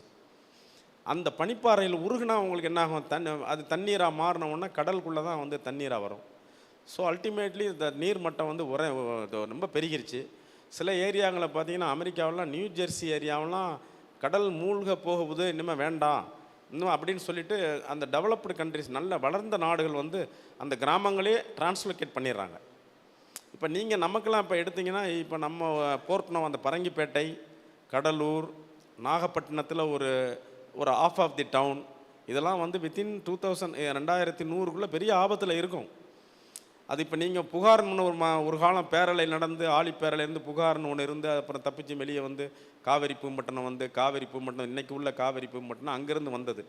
இப்படி பார்த்தீங்கன்னா வருடங்களில் இப்போ நம்ம காலங்களிலே தனுஷ்கோடி கண்ணாலே அழிஞ்சு போச்சு 1964. அடுத்த பீரியட்லாம் எந்த நாடுகள், எந்த நகரங்கள் அழியும், எந்த நாடு அழியும், எஸ்பெஷலி இந்த மாதிரி மனிதர்களால் உண்டப்படுகிற ஹியூமன் இன்டியூஸ் ப்ராப்ளம், நம்மளாக உண்டு பண்ணுகிற நம்ம தீமைகளுக்கு நாம் தான் அனுபவிக்கணும். அது ரொம்ப நீங்கள் அதை விட தாண்டி யானைகள்லாம் வந்துடுது, காட்டுக்குள்ளே வந்துடுது, வீட்டுக்குள்ளே வந்துடுதுனாங்க, அவர்களுக்கு குடிக்க வேண்டிய தண்ணி மேல்மலைகளில் இல்லை, வெயில் காலம் வந்தோன்னா அவங்களுக்கு இல்லை, வேண்டிய தீவனங்களும் இல்லை. அழகாக வருது, வந்து வாழைத்தோப்பில் வந்து வாழை மரத்தை யாரையும் எதுவும் தொந்தரவு பண்ணுறதே இல்லை, வாழை குலையை சாப்பிடுது, மோட்டாரில் தண்ணியை குடிச்சிட்டு அது பாட்டில் போகுது. அவர்கள் யாருக்கும் எந்த தொந்தரவும் பண்ண காரணம் தேரான மனிதர்கள் தான் நம்ம மேனேஜ் பண்ணிக்கிறோம். மிருகங்கள்லாம் என்ன செய்யும்? That's why this human conflict, animal conflict also coming up very badly in hill area. எப்போ பார்த்தாலும் டெய்லி வந்து பார்த்திங்கன்னா சம்மர் ஆகிடுச்சுன்னா எப்படி 2 கிராமத்தில் 2 யானை பூந்துருது. Because they want water. இங்கே வந்து கரெக்டாக பம்ப் செட் போட்டவொன்னே வந்து தண்ணி குடிச்சிட்டு போயிடுது பவானி சாகரில். அதனாலே அந்த farmer is a good farmer, daily யானை வர நேரம் வந்து பம்ப் செட் போட்டு விட்றாரு. ஸோ வாட் டு டு, அது ஒரு தர்மம். அதனால் நீங்கள் உலகம் அழிவை நோக்கி தான் சார் போகுது. நம்ம வந்து நீர் மட்டம், கடல் மட்டம் உயரும், ஆபத்துகள் பெருகும். அதனால் வந்து கடல் சீற்றத்தால் வந்து உங்களுக்கு இது வரும், உங்களுக்கு நம்ம புயல் வரும். புயல் தான் நமக்கு இப்போ ஒரு பெரிய பிரச்சனை. புயல் வந்ததுன்னா தாக்கக்கூடிய சக்தி, அதனுடைய டென்சிட்டி ஆஃப் தி சைக்ளோன் வந்து differ from 60 kilometre to 240 kilometre. அந்த 240 கிலோமீட்டர் அடிச்சதுன்னா உங்களுக்கு அந்த இடத்துல எந்த மரமுமே இருக்காது, தூக்கி எறிஞ்சிடும் அவ்வளோ மரத்தையும். அதனால் the future is more problematic area only our coastal region, especially Thanjavur, Tiruvarur, Nagapattinam, Mayiladuthurai. இதில் உள்ளவங்களாம் நம்ம மக்களுக்கு அவேர்னஸ் கிரியேட் பண்ணோம். We called last week also officials and we informed the data because we developed software and we informed the climate change impact on the coastal regions. நம்ம பண்ணுறோம், அதிகாரிகளுக்கு சொல்கிறோம், மேலேயும் இப்போ பிளானிங் பண்ணுறாங்க. Now everybody is moving towards how to come out from that. நல்லதே நடக்கட்டுங்க.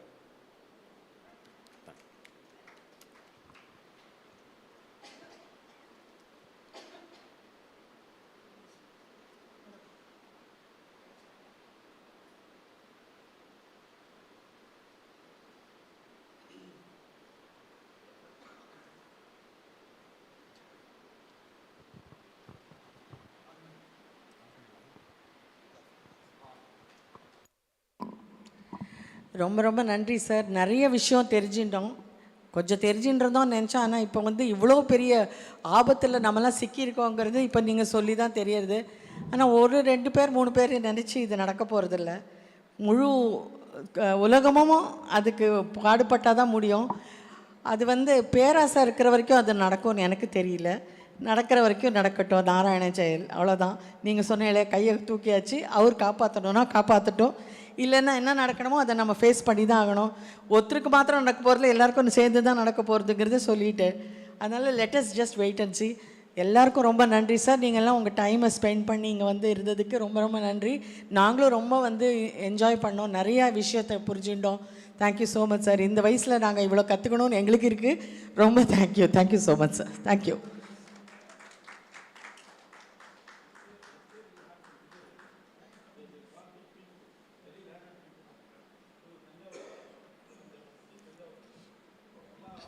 So உங்களுக்கு எப்படி இருந்தது சார்?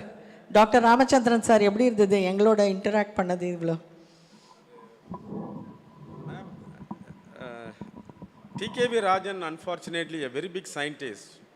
அவர் ஒரு சரித்திரம் அவர்கிட்ட இருக்குது, ஒரு ஆந்த்ரோபாலஜி இருக்குது, ஒரு ஆர்கியாலஜிக்கல் ஆஸ்பெக்ட்ஸ் இருக்குது, ஏ மல்டி ஃபேசட் பர்சனாலிட்டி. நீங்கள் unfortunately such kind of peoples அவங்க பார்த்தீங்கன்னா எப்பயும் வறுமையில் இருப்பாங்க.